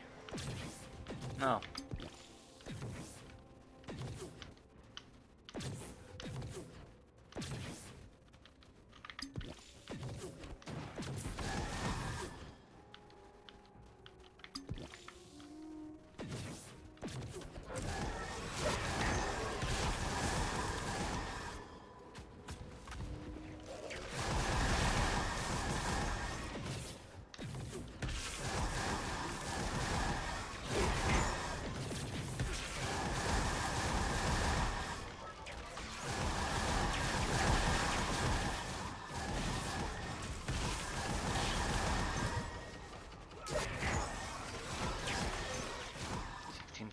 Okay, that was a nice crit. I'm not sure what did it, whether it was the spear or the lightning, but one of them did it. Probably would have been the lightning because it's the shadow one and I get so much shadow based stuff, like bonus damage.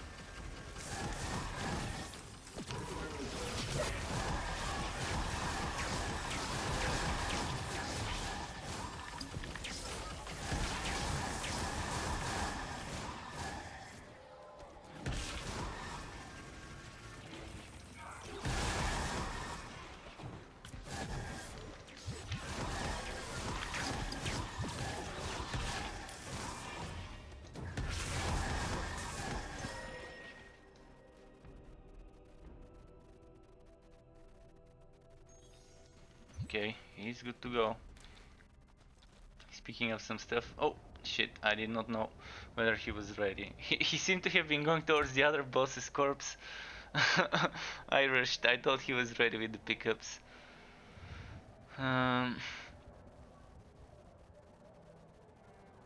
This one doesn't seem like a decent row. Already got two better maybe, let's see.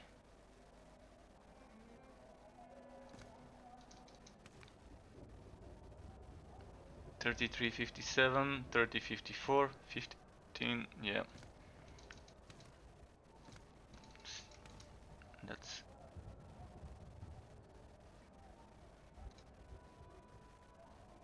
40.32, 54.30, 10, okay.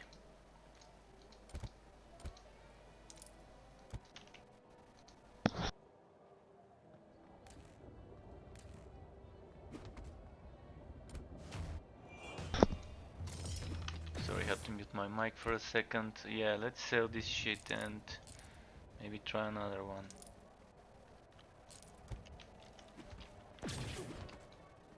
I wanted to try more builds today, but it's gonna be probably tomorrow. I wanted to try a elemental damage build with the fire sword, but since I've got a teammate, I don't wanna just live in the middle of it.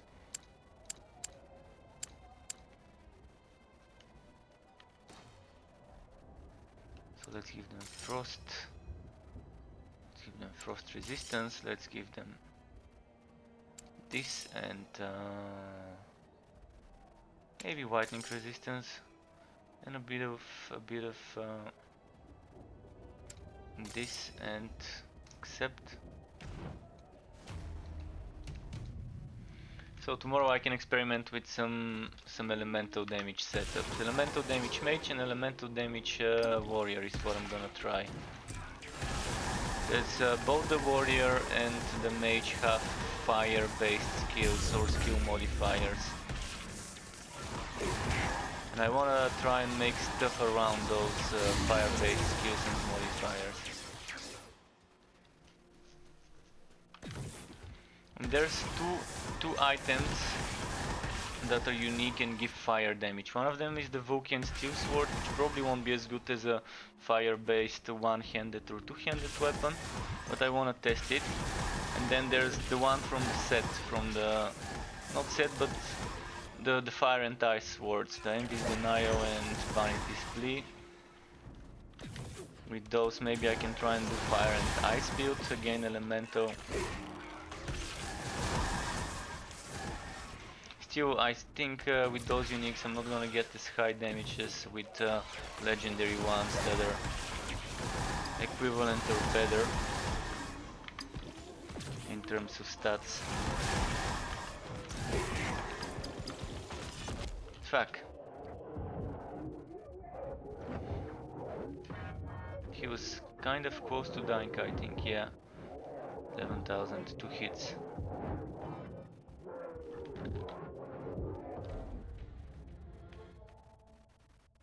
Now I won't be able to rest because he came back. Okay, now I can.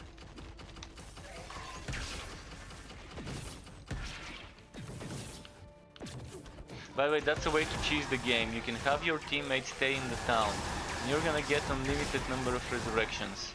If you have a second account and a second computer, you can dual box. Although it's not gonna be dual boxing if you're doing it on two different computers, but still, there are things that could allow you to do it on one computer, but it's gonna be very heavy to use a virtual machine to be able to dual box. And it could give you unlimited amount of resurrections, because you're gonna have that respawn thing. Oh, and he left the group.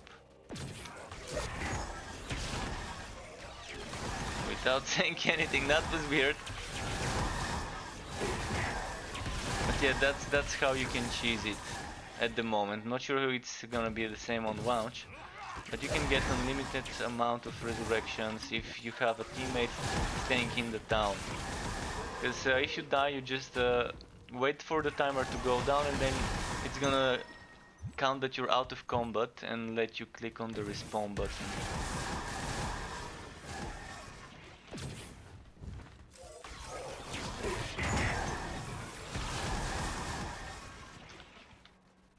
Well, now that my teammate left, I can get myself killed and go and test the elemental build.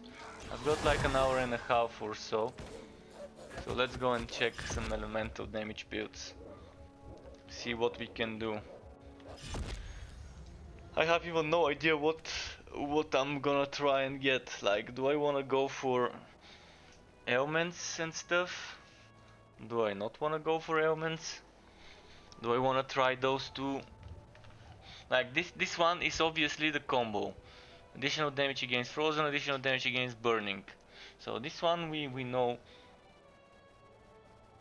are meant to be used together, but this one, physical fire,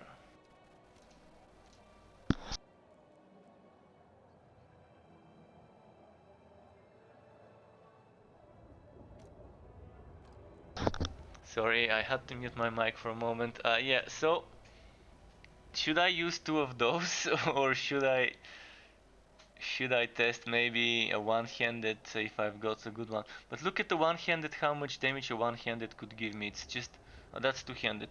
This one-handed. What else is one-handed? This one gives me fire damage. Fire, Aether, Sacred. If I've got something with a lot of elemental bonuses, I'm gonna use it. Toxic, Sacred, Occult, no. Rent, Physical, Sacred, shit. Nothing with elemental. Should have kept more elemental stuff. Fire, Aether.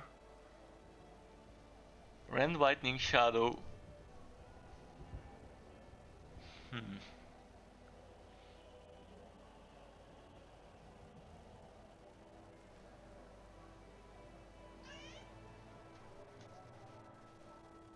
Let's see. This one, Toxic Fire, Occult. Yeah, I don't have a single item that's focused only on elemental. This one is Whitening and elemental. So I will test this one out, but I'm not expecting something strong from it. At least it's triple socketed. Unfortunately only 1 watt and 1%, but we'll see how it goes. What else could work?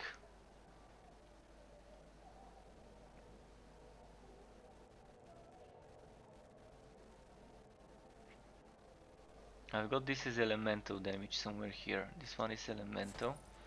And I had another one with elemental somewhere here maybe.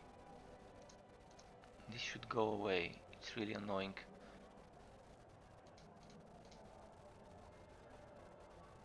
So this is elemental damage. I really don't have the gear for elemental damage build, but I'm gonna try anyways.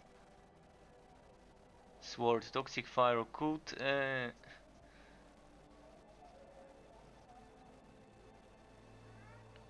So far, nothing seems like a good option. I mean, I could go for a shield and sword, but that's shadow, and I don't want this one. And this one probably won't be worth it either, because of the minus crit hit chance.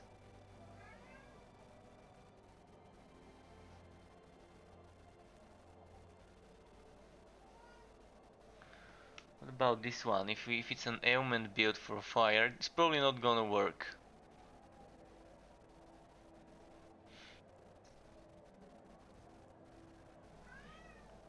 I'm not gonna use this, so I'm gonna use this, and we'll see which one to use. So let's equip that one here.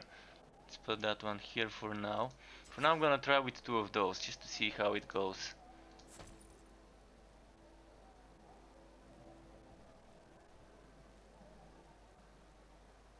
Material, good.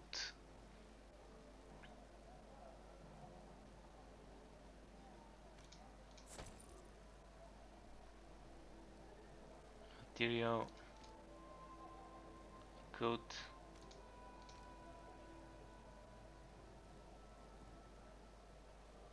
So I need my elemental damage rings, not rings but gems. Shit, I think I gave them away. One, two, I should have a third one somewhere, hopefully. Three, okay. Even four. So let's see if I've got 10% ones. Do I not?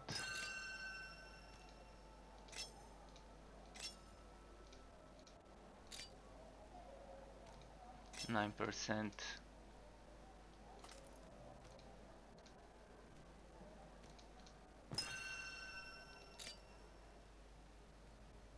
8%, I'm not gonna use that 8%.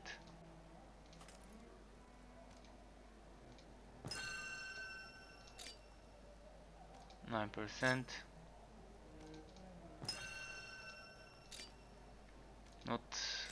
Not too bad. I mean, okay, just 2% less than what we could have gotten, so we can live.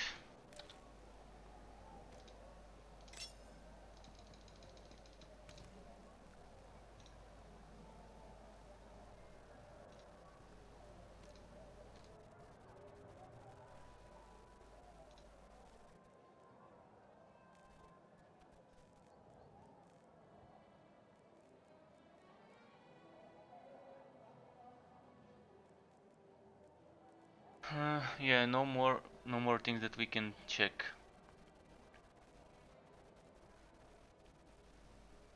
And I got rid of the rings that give me damage after using a spell for attacks. Oh, elemental damage. This is something I was keeping for this testing.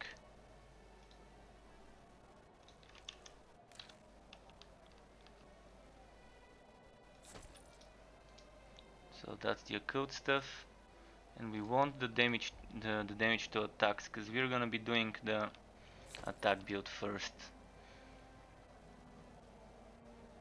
So damage to attacks is needed again.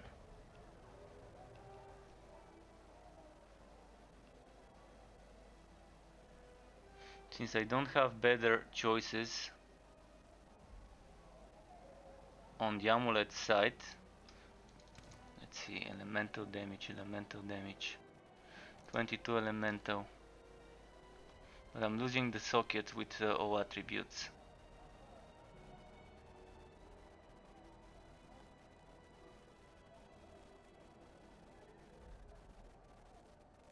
This is fire, frost, whitening, material.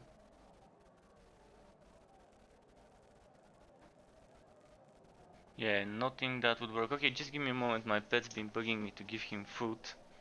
Pet, say hello to the stream.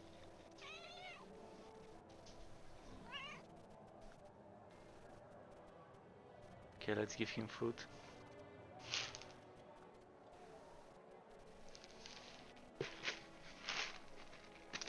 Okay, just a moment. There we go.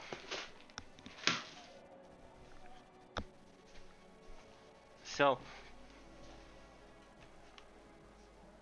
yeah, I think I'm gonna keep those rings and experiment with the attack damage ones. And the legs I'm gonna keep those because of the ferocity. This I'm gonna keep. This I'm gonna keep. So we've got three things with elemental damage and maybe the pendant as well. And this is toxic damage to attacks. So just one. I mean, it's not min-maxed. It's far from it. All the gear I have is much crappier than I wanted, but we'll test it. First of all, I want to check something. The skills with fire. Which skills had fire? Was it this one?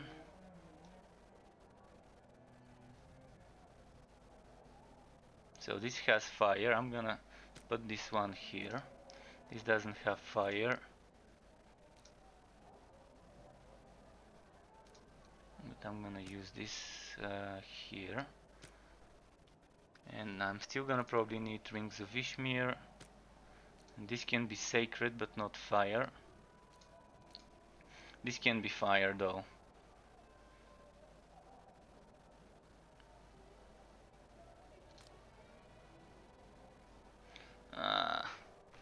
Do I really want to reduce the damage?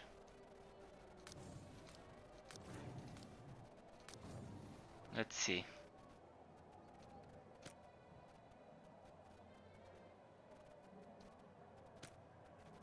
I can probably get half a corp if I use a pistol or a dagger.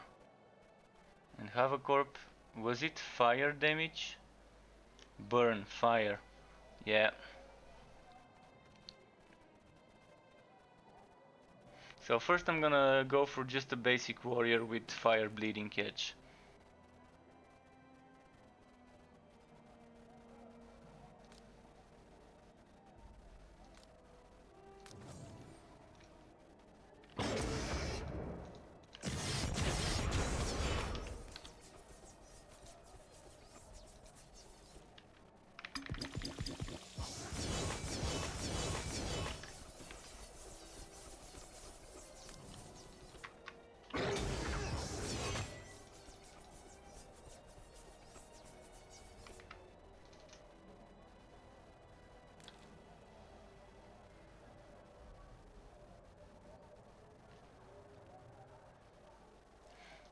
Right, let's check how this works. 828.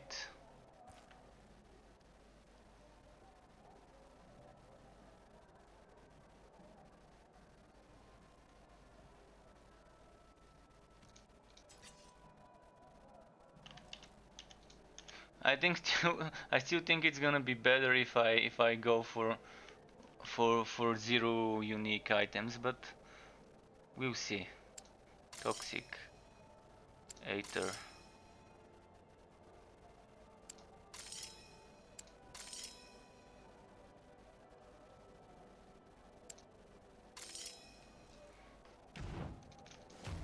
Let's check now.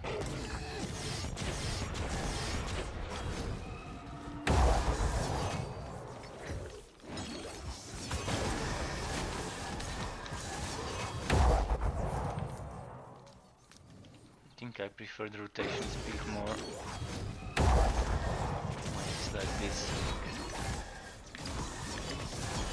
Oh wait, I've got the wrong... Wait, I forgot to pick the passives. So I'm just testing it on a cool damage, spell damage build at the moment. Okay, kill me. Kill me, enemies. So yeah, the most important thing probably was missing.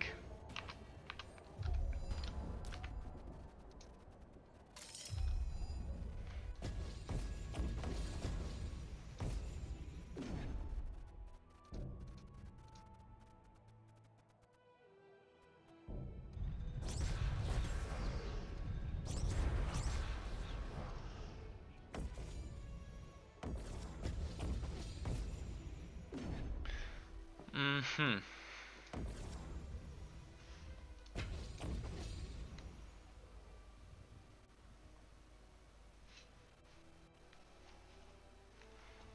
So do I want 1, 2 and go here? I'm gonna do it. Okay, let's do it like this. And then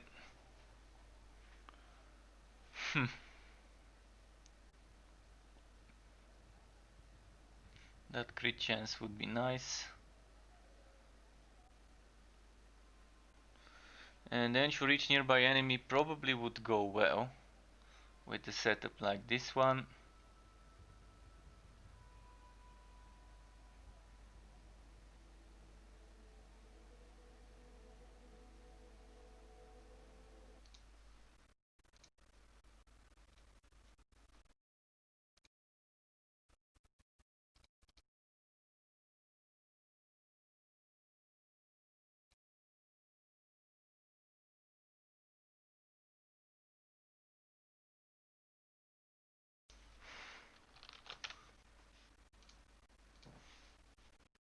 Just a moment, checking something here.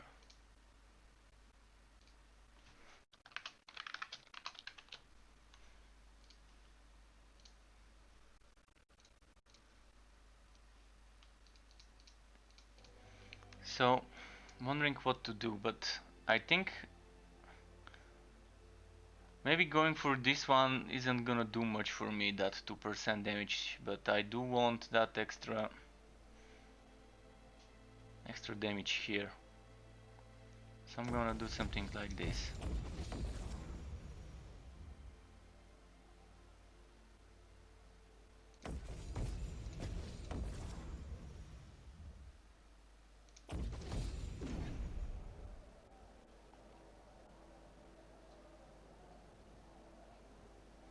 There was a bonus for elemental damage here, and I don't see a reason not to take it. And maybe the cold damage would do if I have some cold damage. How much is my cold damage? Let's see. I don't have any here. Only this one does a coat.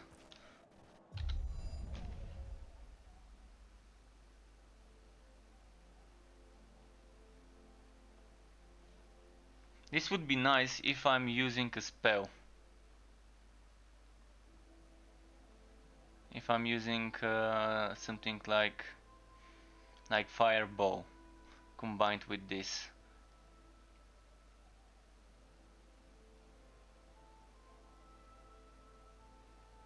Wondering if I should go for this retaliator setup.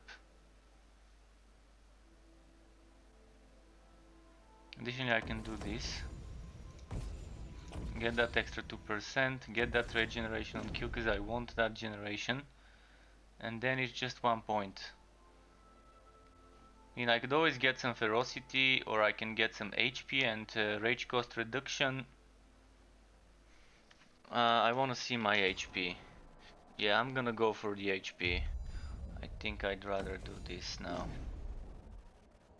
Probably I should not have taken both things here. Maybe this 1% is kind of useless on bosses. That extra 1%. Well, this whole thing is useless when against bosses, because that's just gonna be 5% on bosses. Those 3 points I can spend here for extra HP and maybe here for ferocity or here for toughness.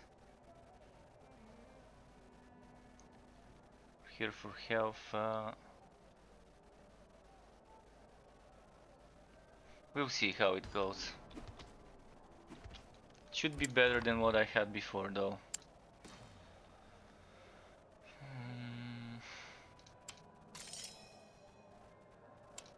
They're gonna do fire too.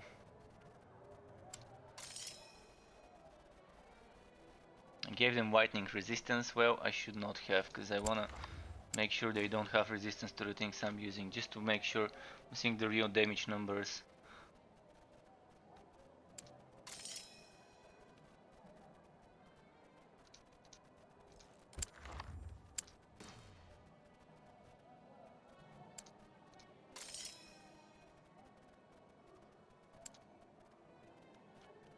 Nice, Bane, nice. So we should be playing together if you want sometime after the launch. I'm probably gonna do my first playthrough solo to make sure I'm doing it with my own pace without slowing someone down or without rushing someone faster than he's used to.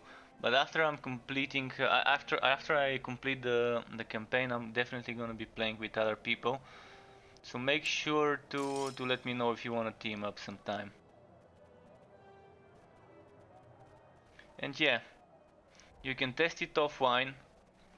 Indeed, you're gonna have 2 weeks to test it offline, and it's definitely worth it getting it now before the launch and before the price change. I'm not doing current damage, am I? Let's do that.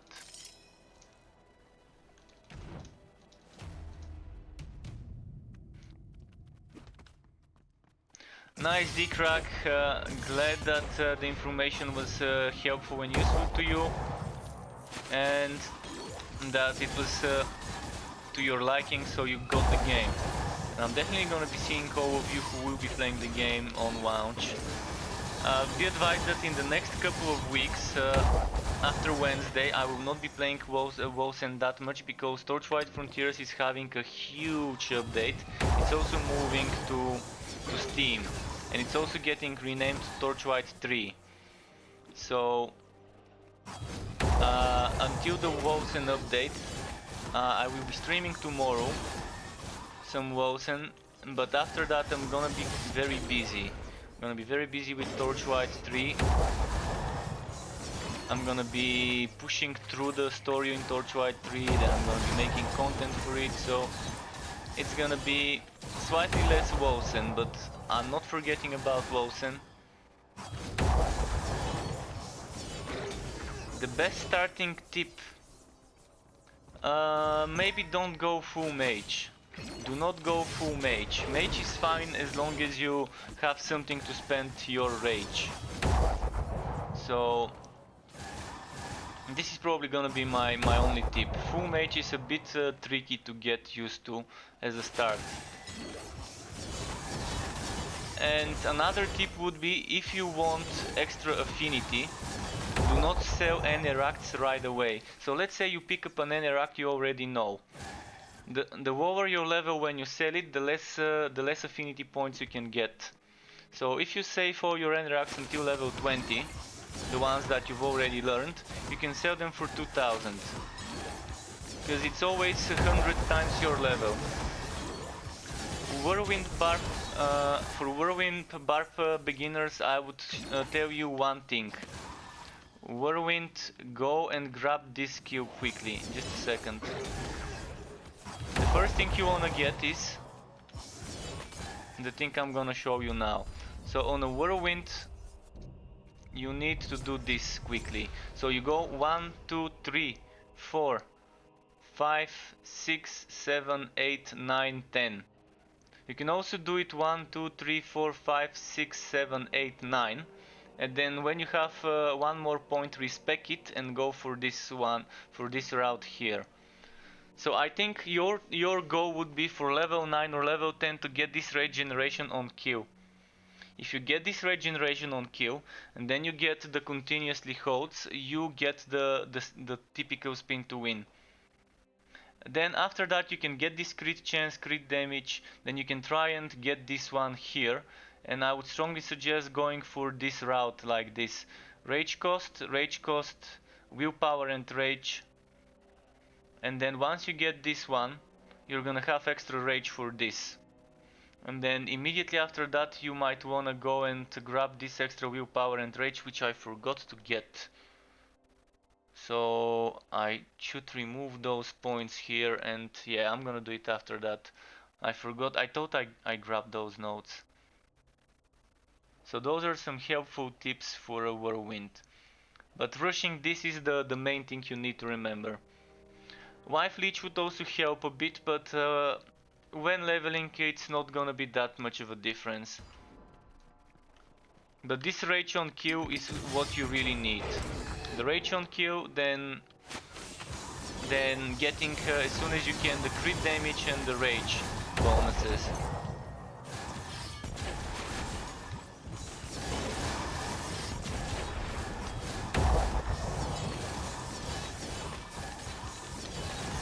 So this build doesn't do anywhere near as much damage as I think it should, but that's kind of due to my bad gear. I don't have good elemental damage gear.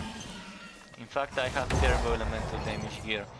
And I still think elemental damage built with this sword is not as good as elemental damage built with unique items. And since I'm not converting any damages, I'm gonna be better off not stacking elemental damage gems, but rather than stacking sacred shadow and other occult damage gems. It's gonna end up being better. I just wanted to test it though. I wanted to test it.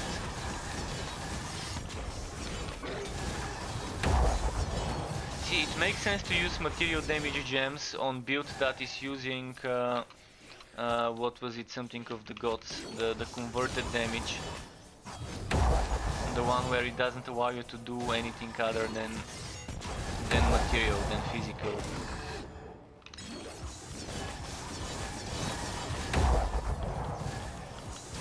But for this build it doesn't make sense to use percent elemental damage gems. So the percent gems are worth it for this one. To stack percentage material if you're only doing material and if you're only using material damage weapons. But with this one it makes no sense. 28, 48. Let's try like this just to see what we can get.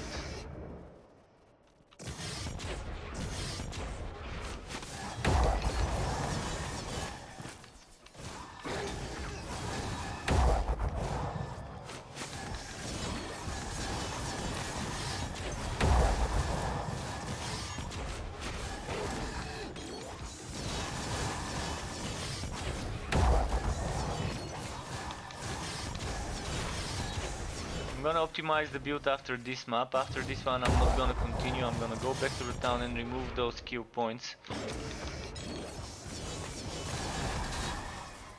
And get that extra rage. 200 extra rage is gonna be...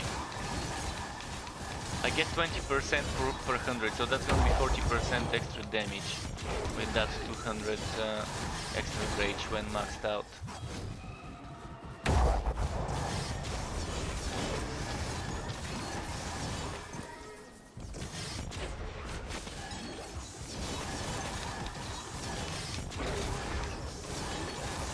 get that 40% damage at the moment I need 8 enemies around me, so it's definitely better to go and optimize it in the town after this map.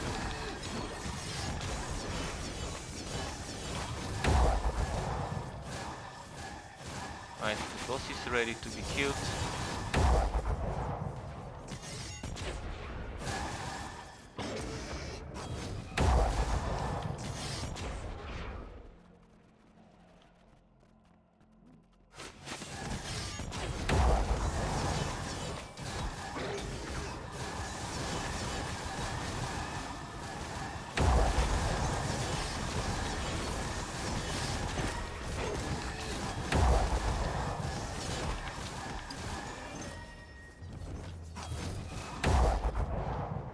Okay, let's do it again.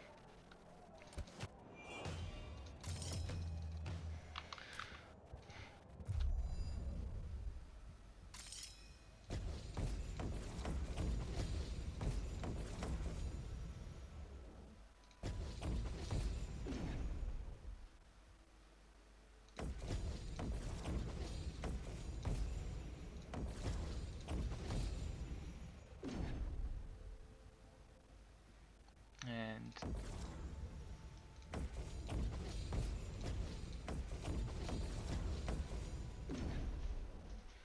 this, and what would be next? I had points here. I had 1, 2, 3, 4, 5 here. Oh, and I had this elemental damage here.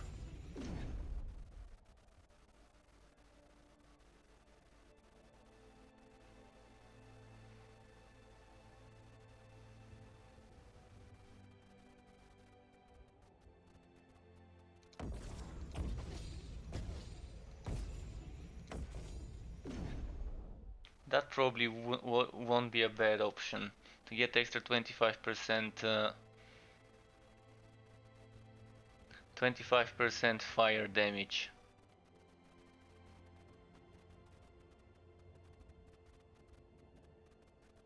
This would have been nice as well, because that would have been 45% extra attack damage, and it would have been better than the 25 fire. So again, redo.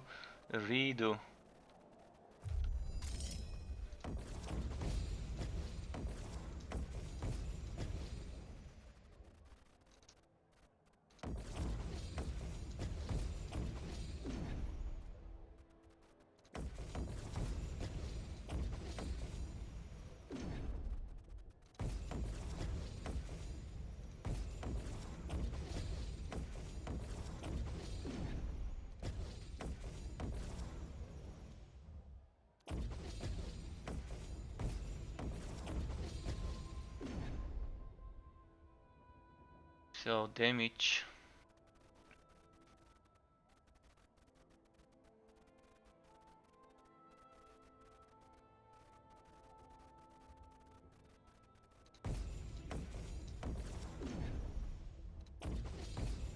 Maybe something like this. I'm losing a lot of health though. Now I'm very squishy with this one.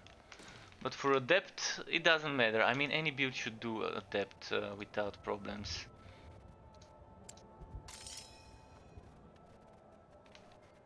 I'm just feeling the ground here if a build like this would be possible when the game launches with some of the new nodes.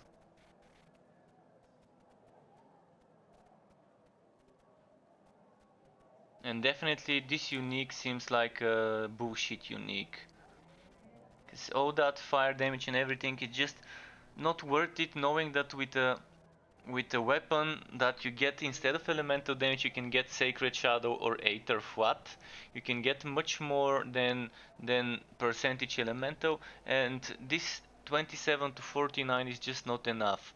Yeah, it does give you 30% fire, and together it's 60 something percent fire. It can probably go up to 35, which would be 70% fire damage, and another up to 20, so 40% physical, and then it does give you some good fire as well. So yeah, if you're stacking material and physical and elemental bonuses, maybe it would work, but I don't think it's gonna be that strong.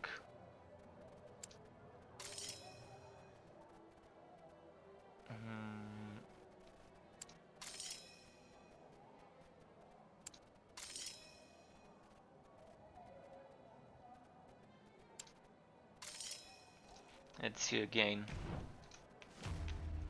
I'm just checking to see how far I can push the numbers on something like this.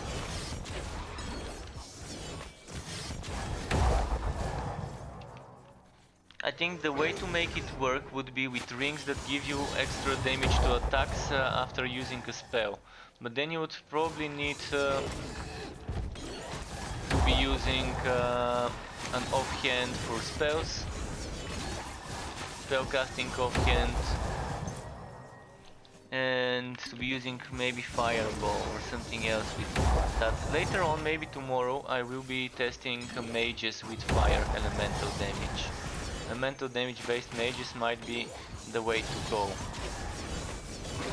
With the ailment based damage, where I can get 25% fire.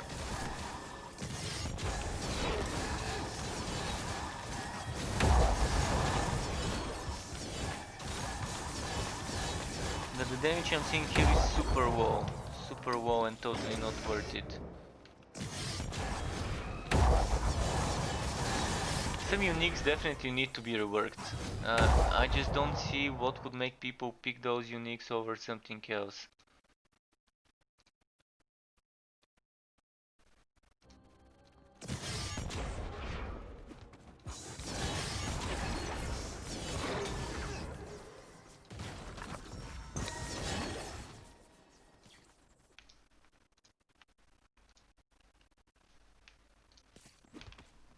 Let's see.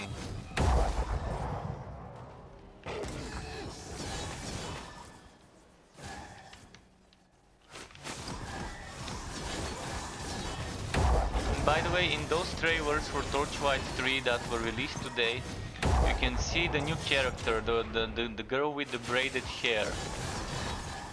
I'm guessing it's a rogue. I've always guessed that it would be a rogue because the game doesn't have that heavily rogue character like range and melee based rogue.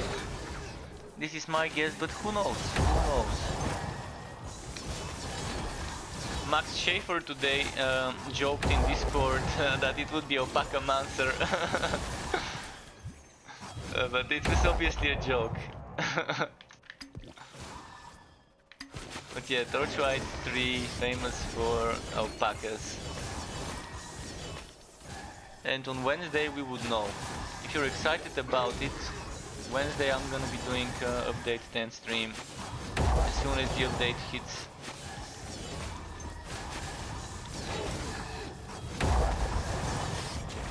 This is fun for Adept, by the way. This is definitely a fun setup for Adept. But the damage is super low.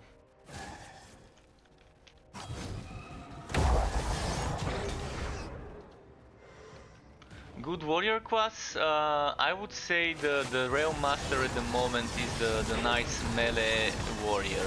It has a skill tree that allows it to be very strong, and if you mix the melee skill tree together with a train card that gives you shield, so there is a train that can follow you around and you can give it a shield card. And the shield card together with a melee is probably the strongest setup you can get in regards to survivability plus damage. So I have the setup jogged down in regards to the melee, and you can just add shield card to it and it's gonna be good enough. And I don't know who Queen is, by the way. Can you tell me who Queen is? And Dickrack for attributes for Whirlwind. What you want is on rings and amulets you want all attributes. On weapons you want flat damage, so Shadow, Aether or Occult. Shadow, Aether or not Occult, but Shadow, Aether or Sacred. So all three occult damage types you want. But at the start use whatever you get. While leveling a Whirlwind Decay Rack, you just wanna use whatever drops. If you drop percentage material, use percentage material. If you drop percentage elemental, use it. But you want a good defensive bonus. Frosty Worm, welcome to the Struck Club. Thank you for the follow and enjoy your stay here. Really appreciate the follow. So yeah, in Torchlight, I think in Torchlight 3, I think the best thing you can do is Rail Master on the melee tree if you want a warrior. You can probably also do Forged, but it's not gonna be as great. And thank you, Old School Gamer. Thank you for the follow. Welcome to the Struck Pub. Enjoy your stay here.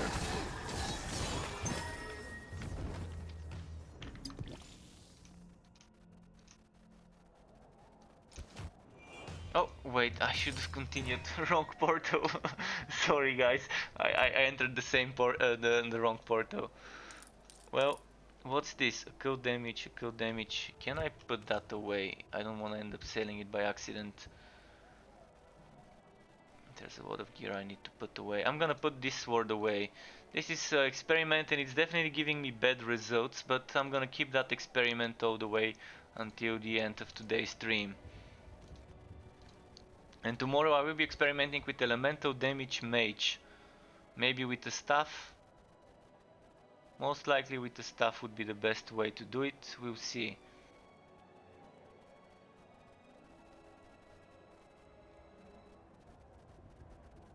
I only have this staff as a triple. No, actually I have this one. This one probably would be better because it's a double flat damage. But this one here is triple flat damage. So probably I'm gonna be using this one tomorrow. We'll see. For now I'm gonna just do the fire damage warrior experiment. And that's bad resistances. The mental resistance, no. And just one more thing I want to change before I move on. I want to remove the elemental damage gems, because I don't think I'm gonna have more damage with it. I'm just quickly gonna check. 941 with elemental damage. It's average 941 attack. If I were to put my good shadow damage gems, for example, which are pretty okay, they're not min-maxed, but one of them is. The other two are just one short of. Look at the difference. The difference is just phenomenally big. Okay, I'm gonna put those here for a moment.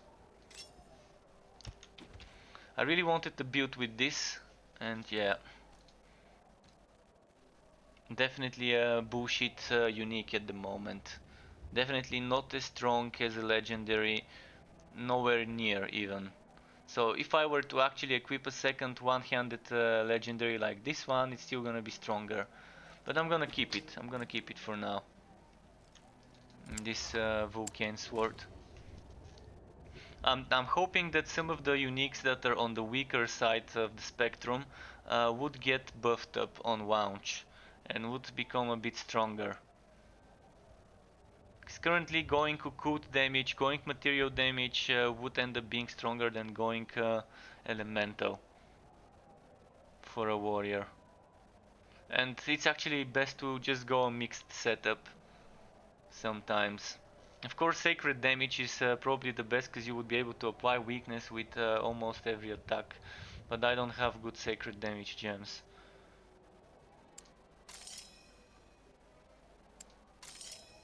I don't do Aether, right?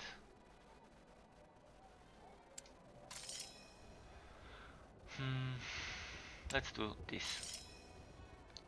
And this. And accept. Nice. And it's a good one, it's not one of the annoying modifiers. So that was pretty lucky.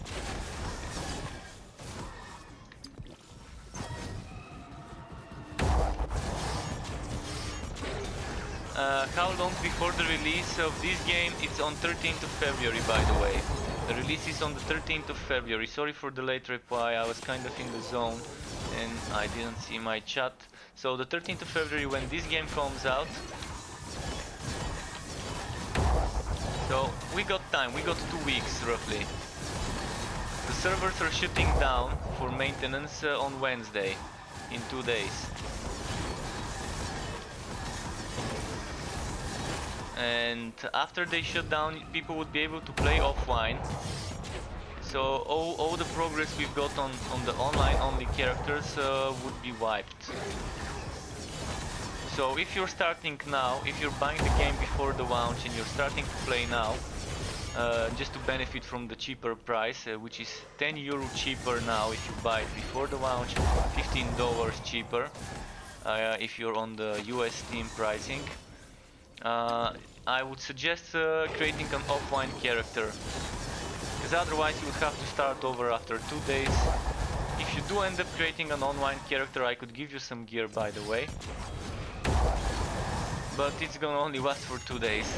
So probably it's better to just start an offline character, play it for 2 weeks before the launch offline, and then enjoy it online after 2 weeks on the 13th of February.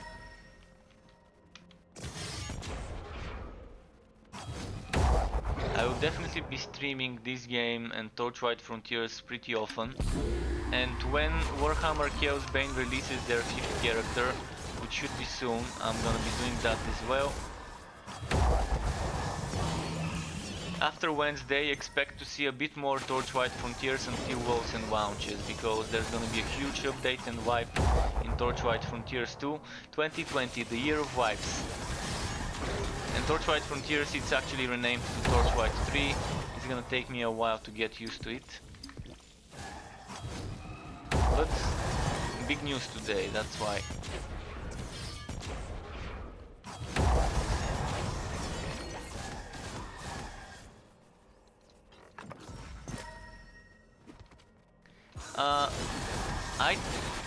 I would prefer to have launch patch notes few days before the launch, but my starting build would be whatever I get items for.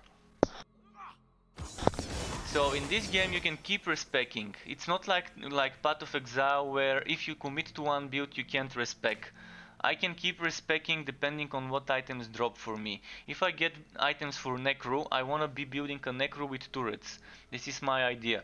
But if I keep getting items for a warrior or for a rogue, I'm gonna just stick for that to that until I get items for Necro with turrets, which I want.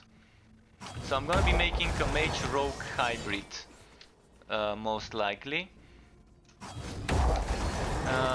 And my idea would be Necro with turrets. Currently there is no Necro, but there will be on launch, so I have no idea what the Necro would be.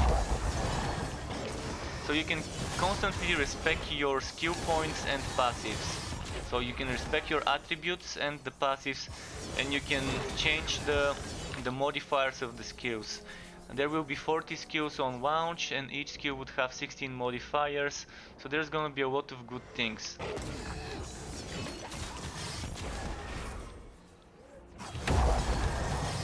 A lot of good things to come. We're gonna have to just wait and see.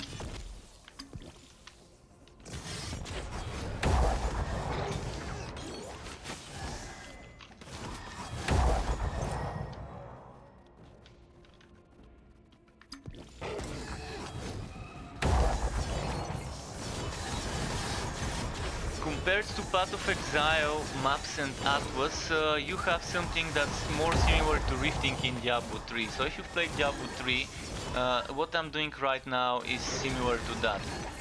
Basically, you have 19 difficulties. You have Adept, then you have Veteran 1, Veteran 2, Veteran 3, Veteran 4, and all the way to Veteran 9. Then you have Champion 1 and all the way to Champion 9. So that's 9 plus 9 plus 1. So 19 different difficulties. That's starting from Adept, the enemies are 1 level above you. I'm doing Adept right now. So Adept is plus 1 to enemy level. Champion 1 is plus 55 to enemy level. So if you're level 20, that's level 75 enemies. On the launch, the max level would be 90. So if you're level 90, doing Champion 9, that's level 145 enemies. And the way this works is there's 2 different types of expeditions. One of them is this one that I'm doing. So you're clearing a certain amount of enemies, and then you're able to spawn a boss. You kill the boss, and then you can either bail out and get your rewards, or you can continue and keep pushing. Every 3 levels you unlock the next difficulty, and you can either go back to the town or keep pushing for another 3 maps. Once you do 6 maps in a row, you have only one choice to go back to the town, and then you can start from the next 2 checkpoints. So you can either unlock 1 checkpoint at 3 maps completed, or you can keep pushing until 6 maps completed and unlock 2 checkpoints, and then return to the town and start from one of those 2 that you've unlocked. Thankfully there is a limit, so it's not like Diablo 3 where you have endless paragons and endless rifts.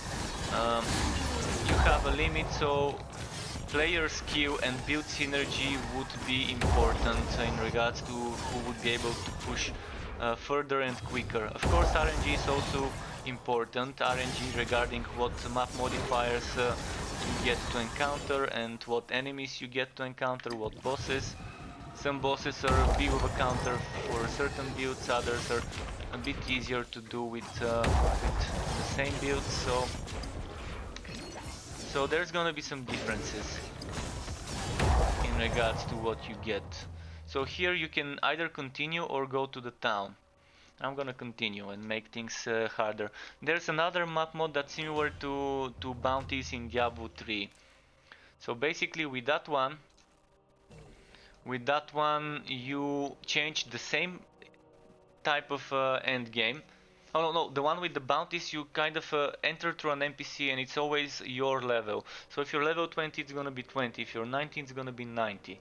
And then you have a mission to kind of eliminate this target or that target or help this thing, and once you complete it you can go back and pick up the rewards. The difference between the bounty version, which is called mandates, and the expeditions is in expeditions you cannot return to the town. See, I'm using my town portal, it does not allow me. Whereas when you're doing bounties you can return to the town, so you can pick up some wood, return, sell it, pick up some wood, return, sell it. On this one you have limited number of deaths. You can die 3 times here and then that's it, it's over if you die 3 times. Similar to how in Path of Exile you can die 6 times and return to the map. But you don't enter through the portal, if you die you just resurrect on the same place you died. If you're in a team, there is no limit of how many times you can resurrect, as long as there's someone who can resurrect you, or if your teammate is out of combat, you can resurrect yourself, which is much more pleasant than Path of Exile, dying in a 6-man team and not being able to return to the map. So in a way, it's a bit of both worlds. I think this game has combined features from Diablo 1, 2 and 3 and Path of Exile, and it's definitely nice. There's gonna be more instanced modes that we don't know about, endgame modes that we don't know about. They also said story attached to endgame, so after completing the campaign there's gonna be some endgame story. And then there's another version I didn't mention, which is this one, Expeditions, but mutated in a way. So you're doing, instead of continuous 2, 3, 4, 5 maps, etc., up to 6 maps, you're only doing a single map. And instead of getting drops from enemies, you're getting drops only from chest events or from the boss. So on that modifier, it's called Untainted. Wearing Untainted enemies, you're gonna be encountering some special enemies, which are a bit annoying, a bit difficult to deal with at first. And those enemies, again, would not drop items.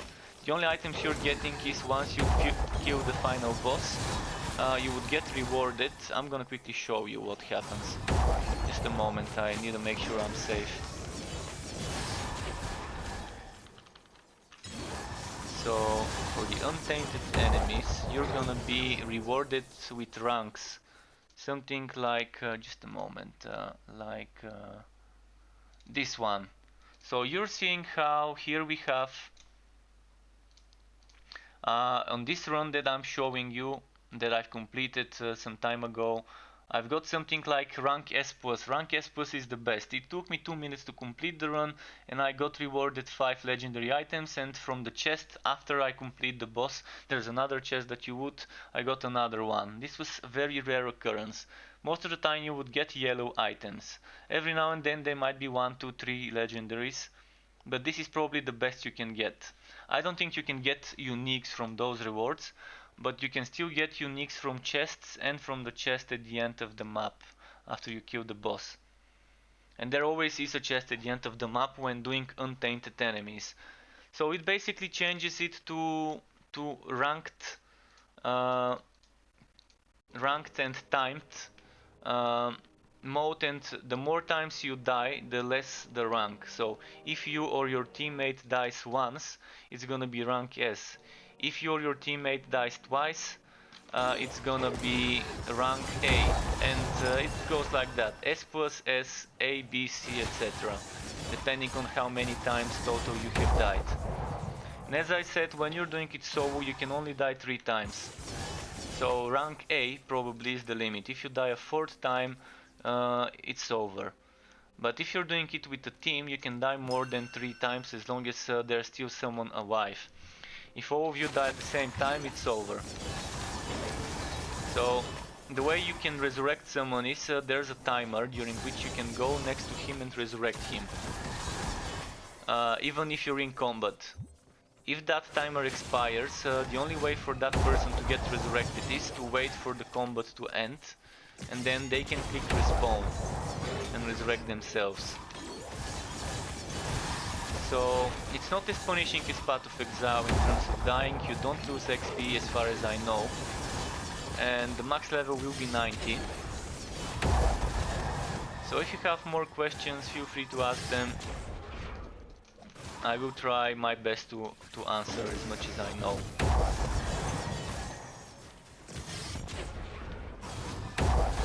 And thanks for all the questions, guys, because when the game launches, I will be making some sort of general guide video, tips and tricks or whatever for beginners, and all those questions you're asking me are probably things that many people would need to know before starting the game.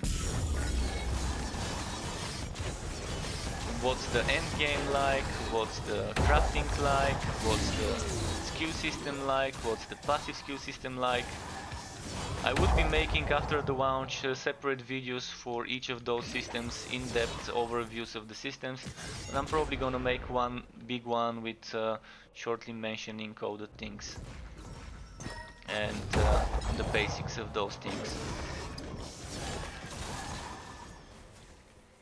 The crafting, by the way, if you were wondering, since you're here, might as well tell you while I'm talking. The crafting would be a mixture between socketing system, Diablo style socketing system that we have at the moment. You find the gem, you find an item with a socket, and specific items can have specific sockets and a specific number of sockets. Then you put the gem and it gives you a different bonus. Just to show you, an example is this gem can give me offensive, defensive or support. But this is changing. This is changing, and a gem would be able to give you 9 different things. So it's changing to something like this. You can see this gem has 3 offensive, 3 defensive, 3 support instead of just 1. And there's gonna be 9 different types of sockets. Currently we have defensive on the helmet, on the armor and the legs. Helmet can have 1. Sometimes quest items can give you helmets with 2 sockets. Then the chest piece can have up to 3. And legs can have up to 2. Weapons and offhands, which is catalysts or shields, can have 3. Weapons can have only offensive. Those can have only defensive, and offhands and shields can have defensive or support. Rings and amulets can have 1 each, and it can be support only. So it's gonna be random whether you get support 1, 2 or 3, or offensive 1, 2 or 3 on the item. So it's gonna be something like, let me quickly close this and show you. This is what you might get: defensive 1, defensive 1, defensive 2. Or you might get 1 of each type of defensive. So yeah, it's gonna be RNG. Then you're gonna have something like the orbs in Path of Exile, something like this. Removes a magical effect when used on item. It consumes all socketed gems to guarantee keeping a magic effect whose type is chosen randomly among all 3 types of gems on the item.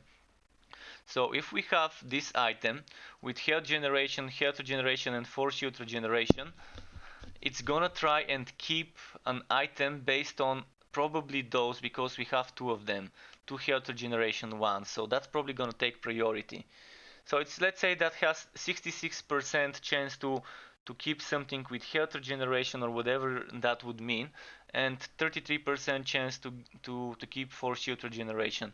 But since this item doesn't have either of those, I'm not sure how that region, the abyssal tier, would work, because what it does is it consumes the gems to guarantee keeping a magic effect. So there's still more to find out about this, but then there's things like this one. Let me quickly show you. Things like this entropy orb, rerolling all magical effects when used on an item. It consumes the socketed gems and guarantees a magical effect that depends on the gem's level. So if you have tier 1 gem, the gem would be weak. If you have tier 5, 6, 7, the gem would be strong, and that means the effect you get would be stronger. And then the type of this effect is randomly chosen among all the types of gems on the item. So if we use this gem on an offensive weapon with offensive 1 and only offensive 1 sockets, that means we would definitely get attack speed on the item, on the weapon, because only weapons can have offensive.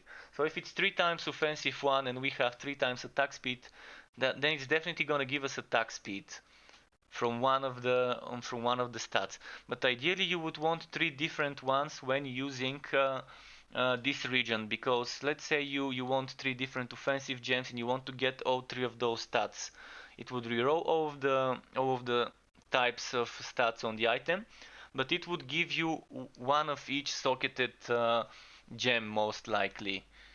Maybe even one of them could be given twice or something like that. We'll see how it works. Then you have this one. It consumes all socketed gems and guarantees new magic effect.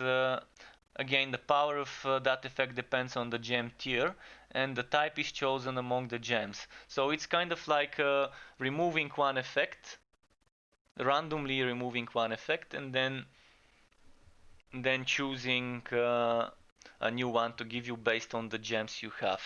You can't control which effect is removed, but you can control how many sockets an item has. Currently you can't in the beta, but in the launch you would be able to change the number of sockets on an item. So that way you wouldn't have to add 3 sockets of the same type if you only want to get that one affix. So let's say I want to add something like Wife Leech on an item.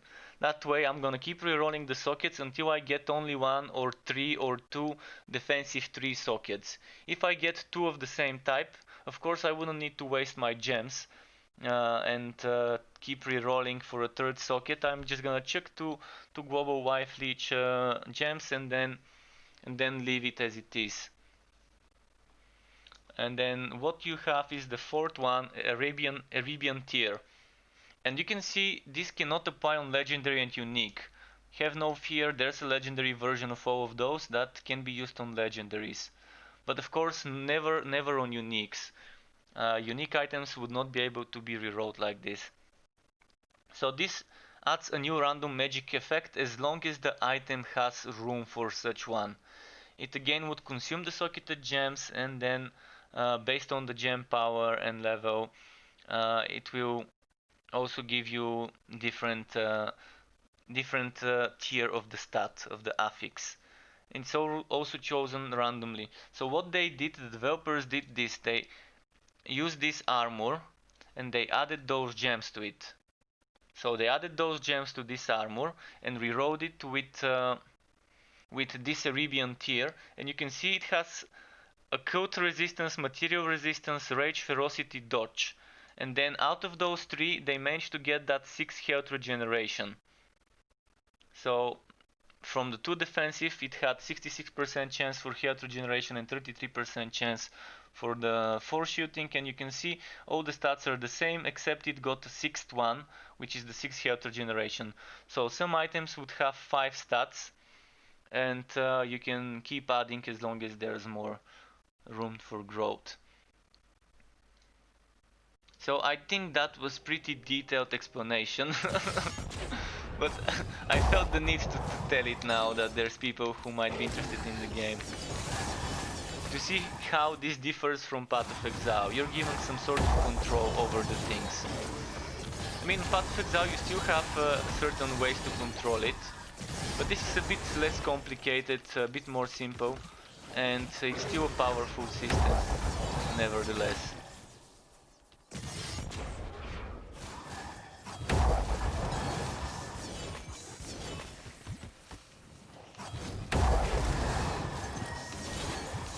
And there's gonna be more. There's gonna be more than what I showed you.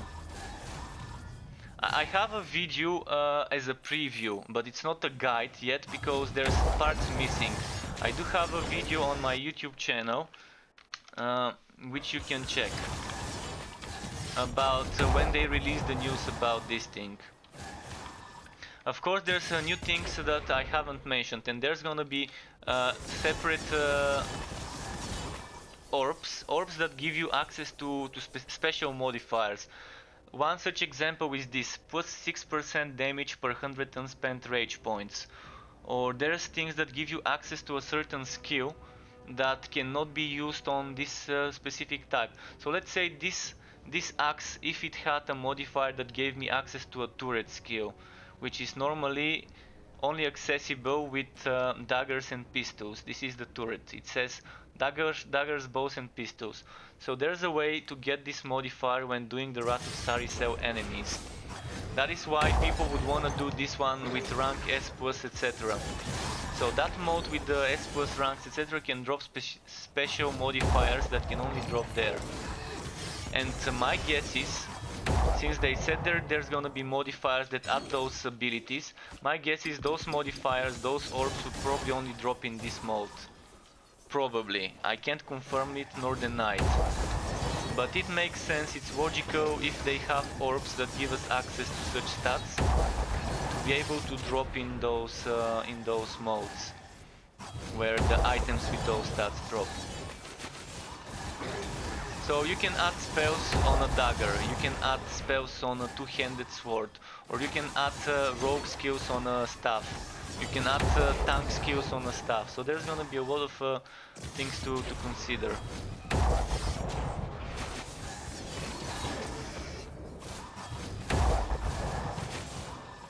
I'm not sure whether it posted my YouTube channel, but I hope it did. If it didn't post it, I can post it manually after this fight. I used the command !YT. Just a moment, I'm gonna check the chat. Yeah, it posted it on Twitch only. Alright, I'm gonna post it on Mixer. And if anyone's watching on YouTube, you do not need the link. So I'm not gonna post it for you. But yeah, that's on Mixer.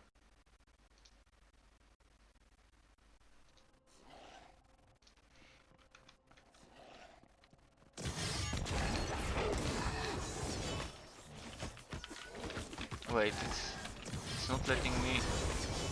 Oh, this is the zero damage bug. I'm really not a big fan of this bug, it's been happening a lot today.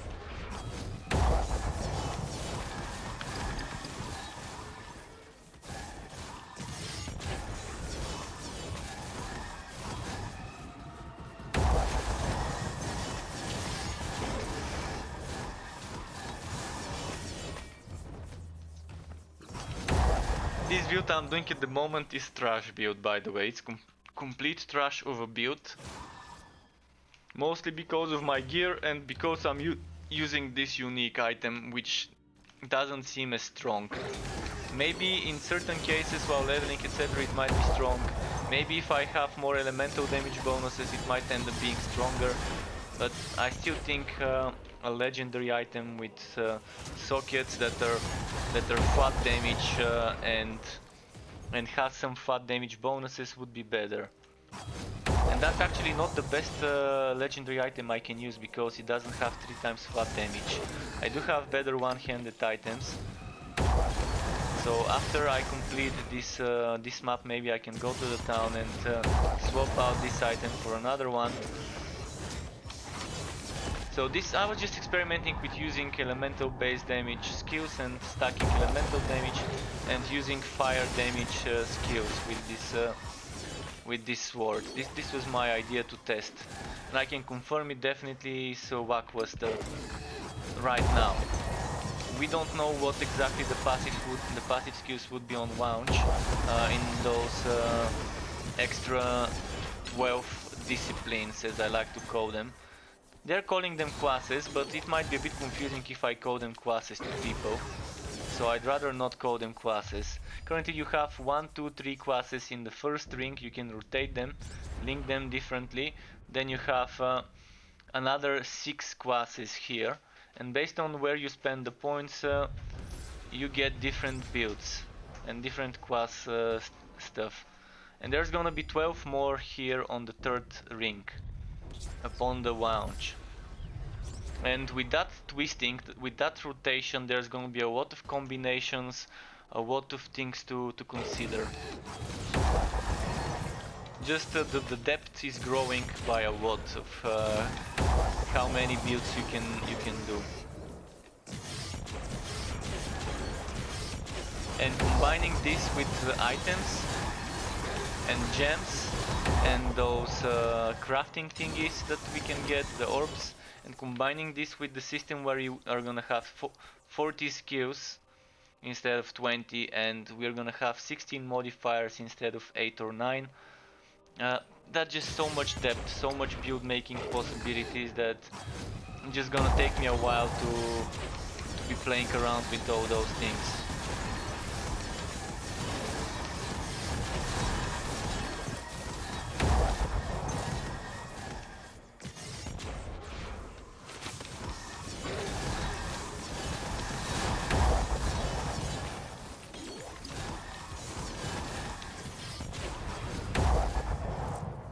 Okay. 2 raw berries. Was raw the little one? Yeah. Currently we have only 1, 2, 3 and 4 tiers of gems. But when the game launches, I've already seen some teasers of better ones. So there's probably gonna be 6, 7, 8, who knows, maybe even 9 tiers of gems. We'll see.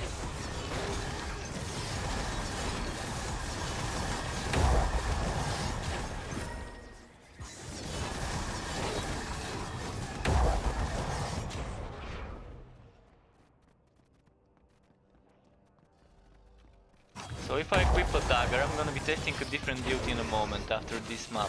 I'm gonna equip a dagger instead of the fire sword. Or maybe I'm gonna keep the fire sword, but I'm gonna equip a dagger instead of the axe. And then I'm gonna be using this thing here, Havoc Orb, which I can't use at the moment. And it's a fire damage and it's good.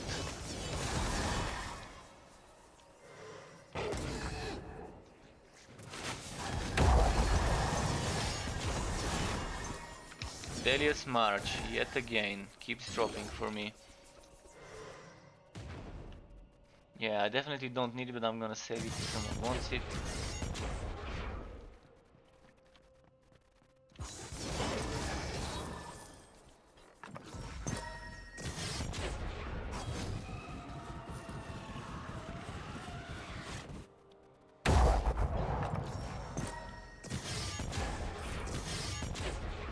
Well, bummer, I'm gonna need to return back and kill some enemies before I can go for the boss. The boss would spawn over there, where I was in that empty room.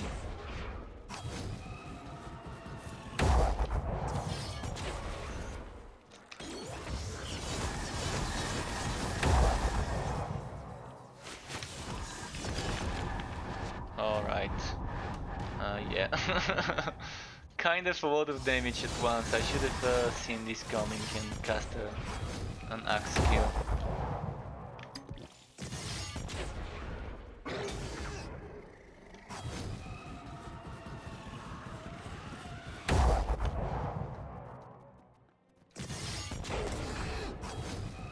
No! Fuck, I messed things up. Messed it up because the skill gets glitched. It it shouldn't stop until I tell it to stop, but sometimes it counts it as if I've clicked the button rather than held it. Normally when you hold the button, it keeps charging. But if I press it, now it's just gonna be single press. It goes where my cursor is, and this clicky thing appears. Even though I'm holding the button now, see, now I'm holding it and it works, but sometimes it just doesn't count it as if I'm holding the button. Could be a bit annoying, but hopefully this doesn't happen on launch. They extended the launch date by 2 weeks, so probably it gave them enough time to fix annoying things like this one. So I said I had a good dagger with triple sockets, and it's this one.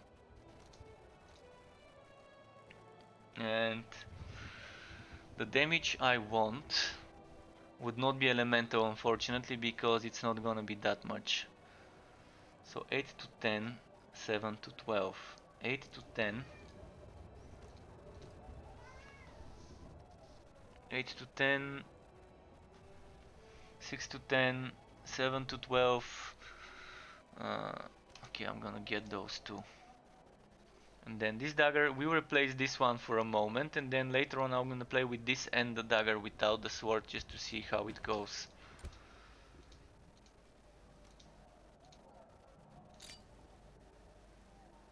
Eight to 10, boom. 8 to 10, boom. So 6, 11, 7, 12, or a completely different one. 7, 11, 7, 12. Well, let's use 7, 12. Let's just not bother too much.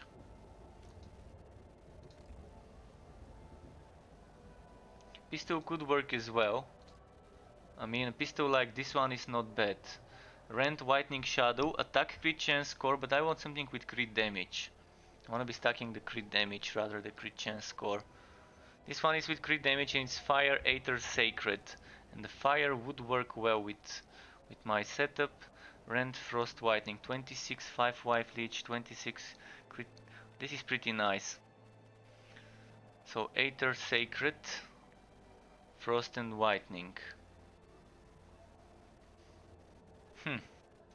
Yeah, probably the pistol might end up being the better option. Well, I'm gonna check it.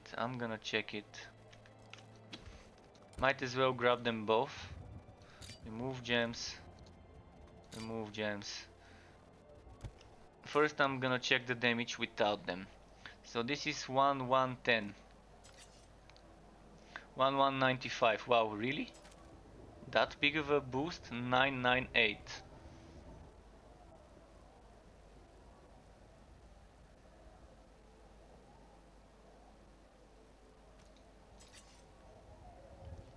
This gave me better damage than this one, and this one has 3 gems inside. But it's actually with elemental damage percent and without another damage stat, so it makes sense. So okay, what I'm doing now is I'm gonna keep this like that, and I'm gonna put those shadow gems in the pistol and then use the pistol.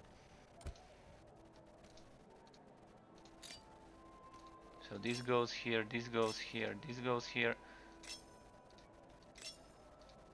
So I'm gonna use this one first, then I'm gonna use the pistol, and then I'm gonna use the pistol and the dagger together.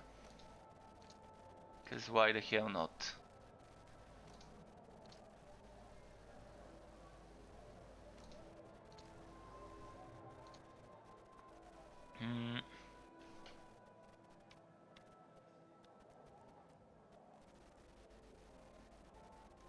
Just quickly checking something.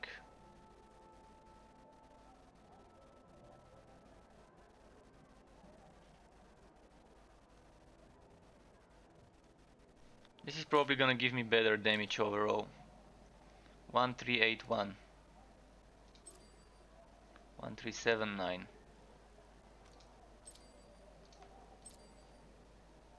1388. Barely worth it. And losing the survivability I get from those is definitely not worth it. What about this one? 1381. 1488. Okay. 1488. 1480. And what if I were to do this? 1467. Okay, so something like this would work for me. But instead of ferocity, I want O stats, O attributes. Because O attributes 10 would give you more than 20 ferocity. So it was 1488, was it? Now like this. 1485, but it's giving me extra survivability and extra other stuff. So seems to be better. Probably not on paper. But you're getting more damage from here by having 40 stats rather than 20 stats. So this one increases. And it's gonna be much better if I do this.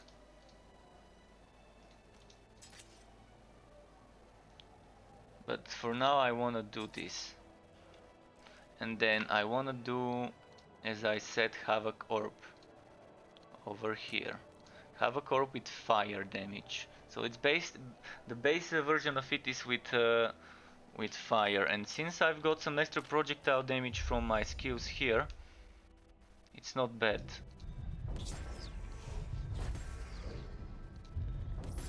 This one here. I should have probably gotten this pierce, but that's fine. This occult damage I probably could have gotten as well. But I took a different approach, taking those types of damages and then taking this Wife Leech. I mean, I could get rid of the Wife Leech and the ferocity and get some extra melee weapon damage. But I think this is okay.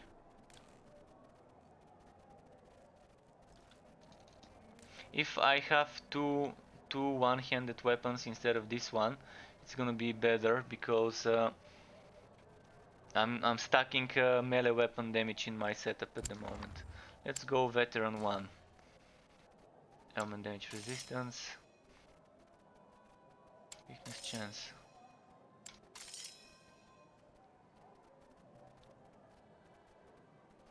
Well, I'm gonna be using projectiles now. And there's different ways of how you can do those projectiles, by the way.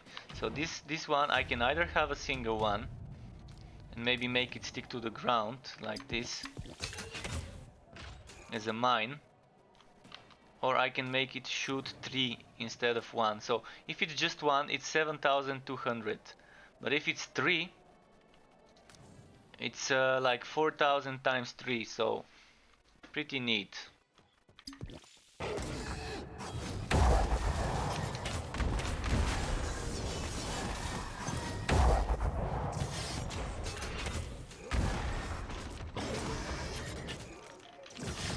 Fuck.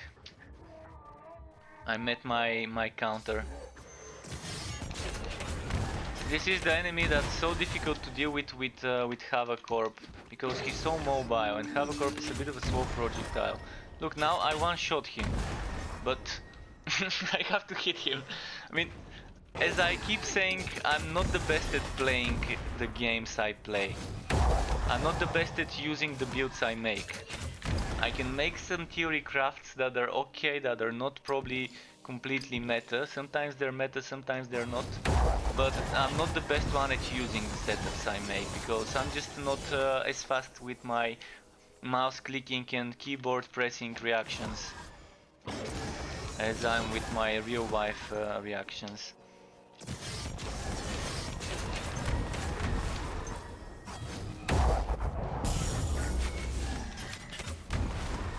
But yeah, definitely derp moments, a lot of them.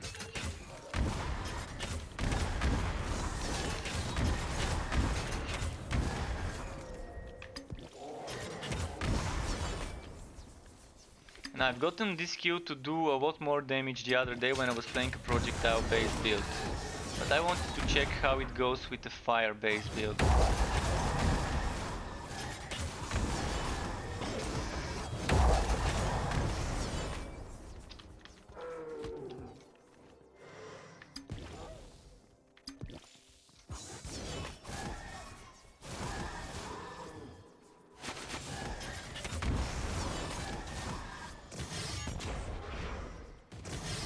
Gotta open those corpses. The other day I got 2 uniques from 1 corpse, and I think it wasn't the other day, it was just today in my previous stream before stopping and for 2 hours to make that torchlight video. Actually, it probably wasn't even 2 hours, maybe hour and a half downtime between my 2 streams today.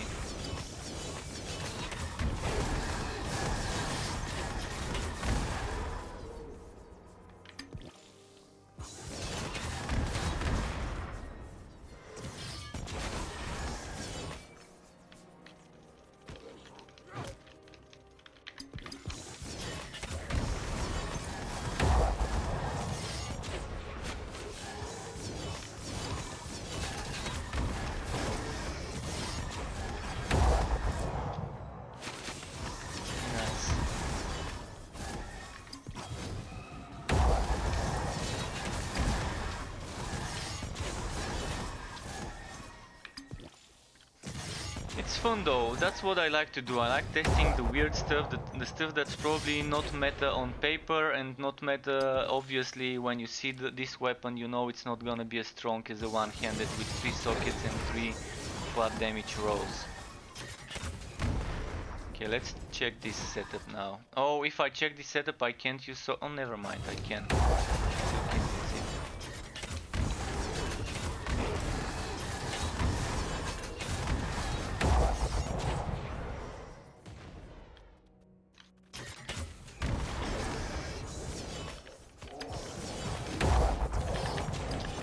Ah, shit.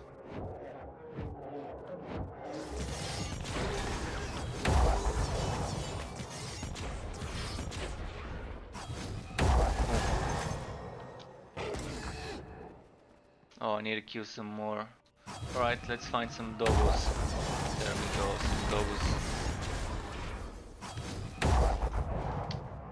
Let's find some of those flayers. Never mind, we're good to go. Challenge the boss. I've got like 10 minutes or so more of streaming, by the way. But tomorrow there will be some more, and after tomorrow it would be heavily Torchlight Frontiers, Torchlight 3, pardon me, until Wolcen's launch. And I try and have some sort of a balance. Tomorrow maybe I might bring you a video with all the previews of stuff that was released today. Like all those things, this and this and this and this. Like they were released over the last week and today, and I can make it part 1, and then when they release the other things like those as teasers for skills and skill what should I call it, modifiers, then I can probably make part 2. Because I think in the next 2 weeks they're gonna keep releasing teasers of upcoming modifiers, like this one that reflects projectiles, like a barrier in front of the turret. And I think there was another one released today which I haven't shown. Just a moment, let's see. Never mind, I showed it. I showed it to everyone. So yeah. Let's do a couple more maps, three more maps maybe, depending how many we can do in 10-15 minutes.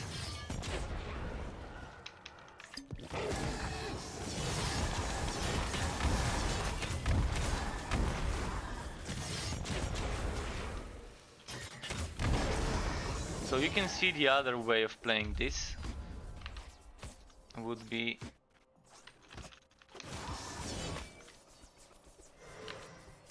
converts physical to rent and it can apply bleed. I'm not gonna do it. I can probably do this one instead of the mine launcher.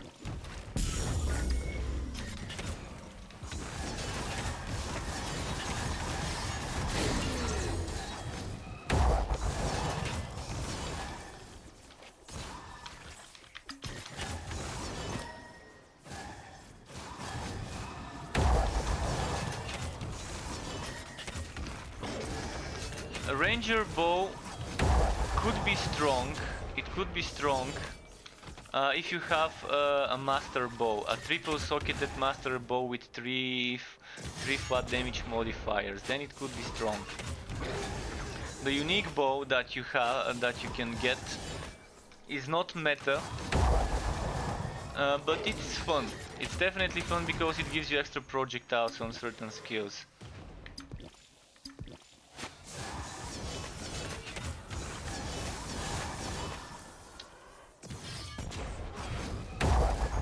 And since the game swiping zone, if you're gonna be experimenting, just check everything. Just keep testing stuff.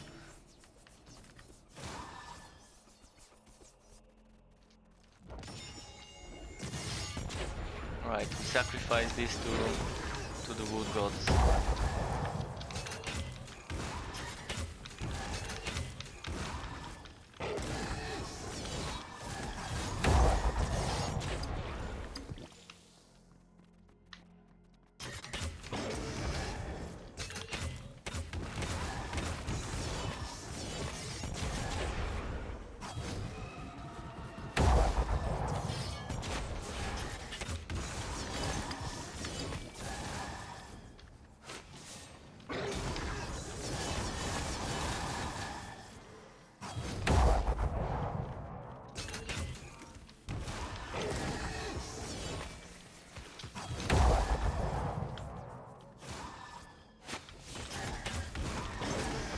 Okay, moving on.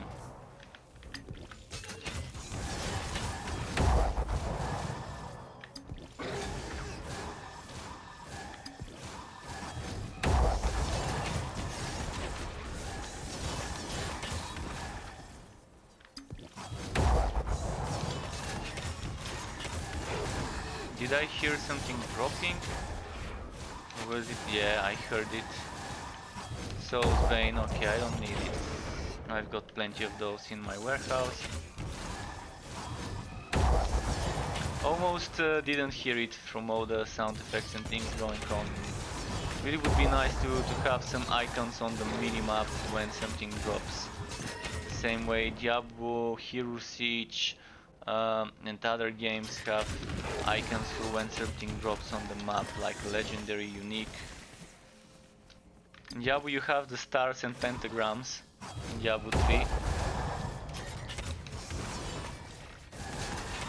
So it's gonna be nice to have something similar here.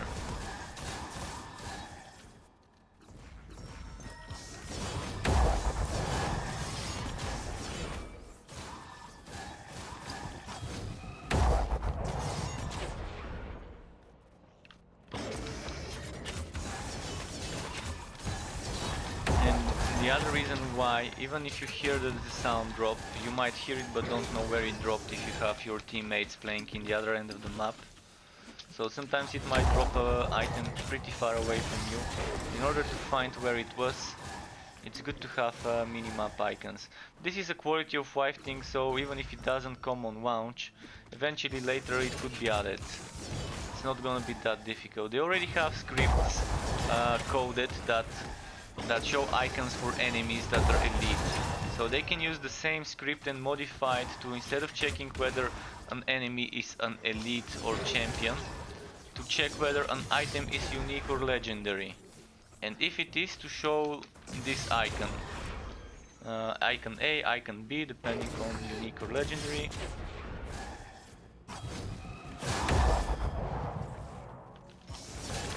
So it's not gonna be that much difficult to implement it, I think.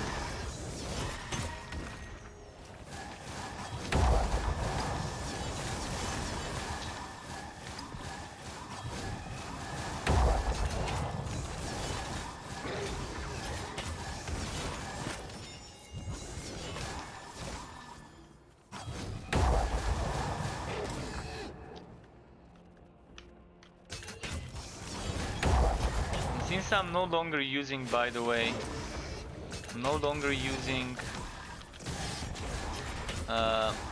the sword for fire damage, I probably don't even need to go elemental on all my skills. You're so naggy! Such a nice nickname, dude. Welcome to the Struck Club. Thank you for the follow, dude, and welcome.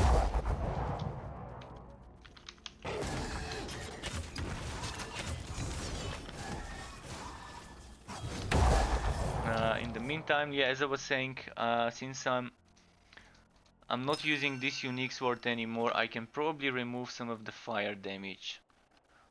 Let's see, how's the damage of this skill right now? It says 490 something. Let's get rid of the rage. 490. 490 average damage.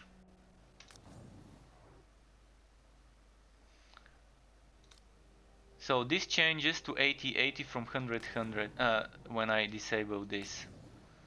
And then we can get the stun again. This game will wipe upon release. Yes, it's actually not wiping right on the release, but 2 weeks before the release, which is in 2 days on Wednesday the 29th. The servers would shut down for 2 weeks of maintenance.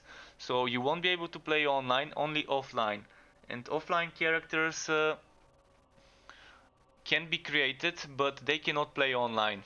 So at any time, if you have offline and online characters, you can never exchange stuff between them. You can never play one of them in a game that's in the other type. So keep that in mind. You can still play with an online only character solo, but with an offline character you can't play online. So if you're gonna be starting this game before it launches, you're better off playing offline, because there's gonna be just 2 days before the wipe. You're still gonna have 2 weeks of offline mode, so that's not bad. You can still kind of learn some things, maybe do the story, get Act 1 finished. There's gonna be 3 acts together, so currently you have access only to one of them. So you're not gonna be spoiling that much. But I know many people don't want to lose stuff. Many of my viewers already said that the reason they're not playing it is either because they don't want to spoil the story, or because they don't want to be losing gear they've spent days farming. But it's definitely better to buy it now. If you're planning on playing it on launch, you're gonna be saving money. You're gonna be saving 10 euro or $15 depending on your region if you buy the game now rather than after it launches. So there's things to consider.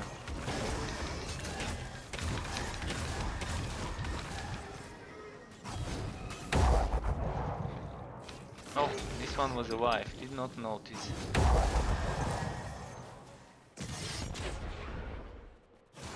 So last map, I'm gonna do one more map, because it's 42 past midnight here, getting kinda late. And tomorrow, as I said, I probably can do that teaser preview for the skills. McFester and Eneract, one of the very good offhands.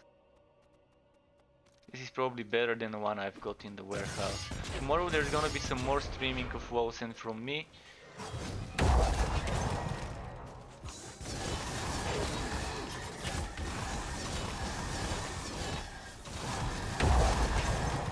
And since Wednesday is when Torchlight 3, also known as Torchlight Frontiers, is receiving a huge update following a wipe, there's gonna be some stuff to do. There's gonna be some stuff to do there, so I'm gonna be streaming that on Wednesday. You're welcome to join me if you have access to Torchlight 3 or Torchlight Frontiers, as you might know it. We can play together if you want. Hold on, I'm gonna be rushing through the story. I'm gonna be pushing through the full story. Still no access to Torchlight 3. Unfortunate, but pay attention to those Friday Fun Day streams. Make sure to follow them on Twitter to get updated when there's gonna be streams on the official TLF Twitch. Or it's not gonna be TLF anymore, it's gonna be TL3. I'm gonna have to rename this. I'm gonna have to rename my commands to say official TL3 Twitch and official TL3 Twitter.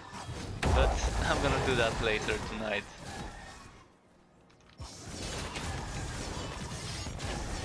But I think the things that they announced today are good for everyone. So people no longer would be fearing whether there's gonna be pay to win, because there's not gonna be any cash shop items.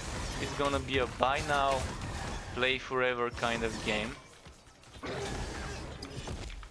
Of course, you're not gonna be able to buy now until it releases, which we don't know exactly when it would be, but we know it's gonna be this year. And it's gonna be on Steam.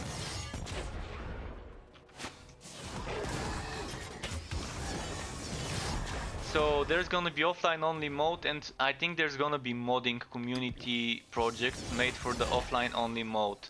So the only reason you might wanna be playing Torchlight 3 offline would be for mods. And Torchlight 2 was such a huge title for modding. It's Torchlight Synergies. If you've heard of this mod, it's a great mod for Torchlight 2. And then there's some mod packs. The mod pack I've played the most was called Draco's mod pack on Steam, on the workshop, and it includes synergies inside it.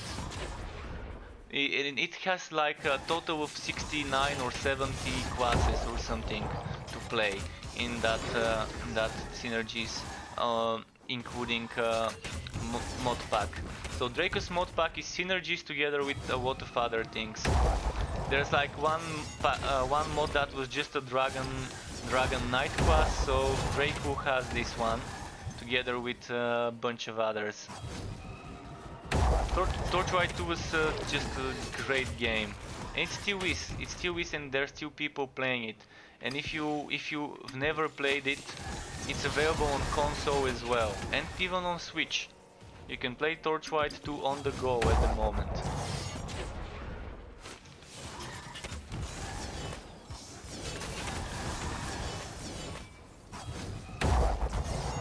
And I'm assuming Torchlight 3 probably would launch on consoles as well. I mean, not on consoles, but on Switch. It's confirmed consoles, and on the travel board, on the Torchlight 3 travel board, we can see PC and Xbox and PS4. So we can see PS4 and Xbox being there, or maybe PS5. Not sure whether it's gonna be PS5 or 4. Probably both. We'll see. But we don't see anything about Switch. But since Torchlight 2 is on Switch, it would make sense to have Torchlight 3 as well there, because it's definitely nice. So if you want to see the notice board, the roadmap, Trevo TLF. And for the Wolcen one, Wolcen also has a Trevo, and they've been having that Trevo since a long time. I keep getting emails when something gets posted there.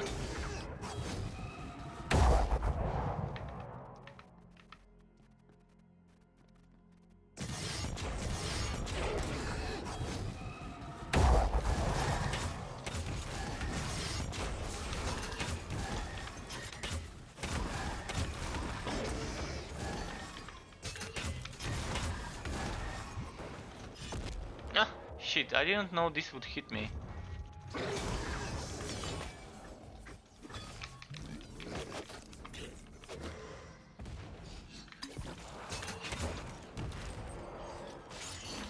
What? How? Tell me how this happened. I mean, come on, I hit him and he didn't take damage, first from the axe, then from the other stuff. Ah, come on 90 HP. Okay, that's bad.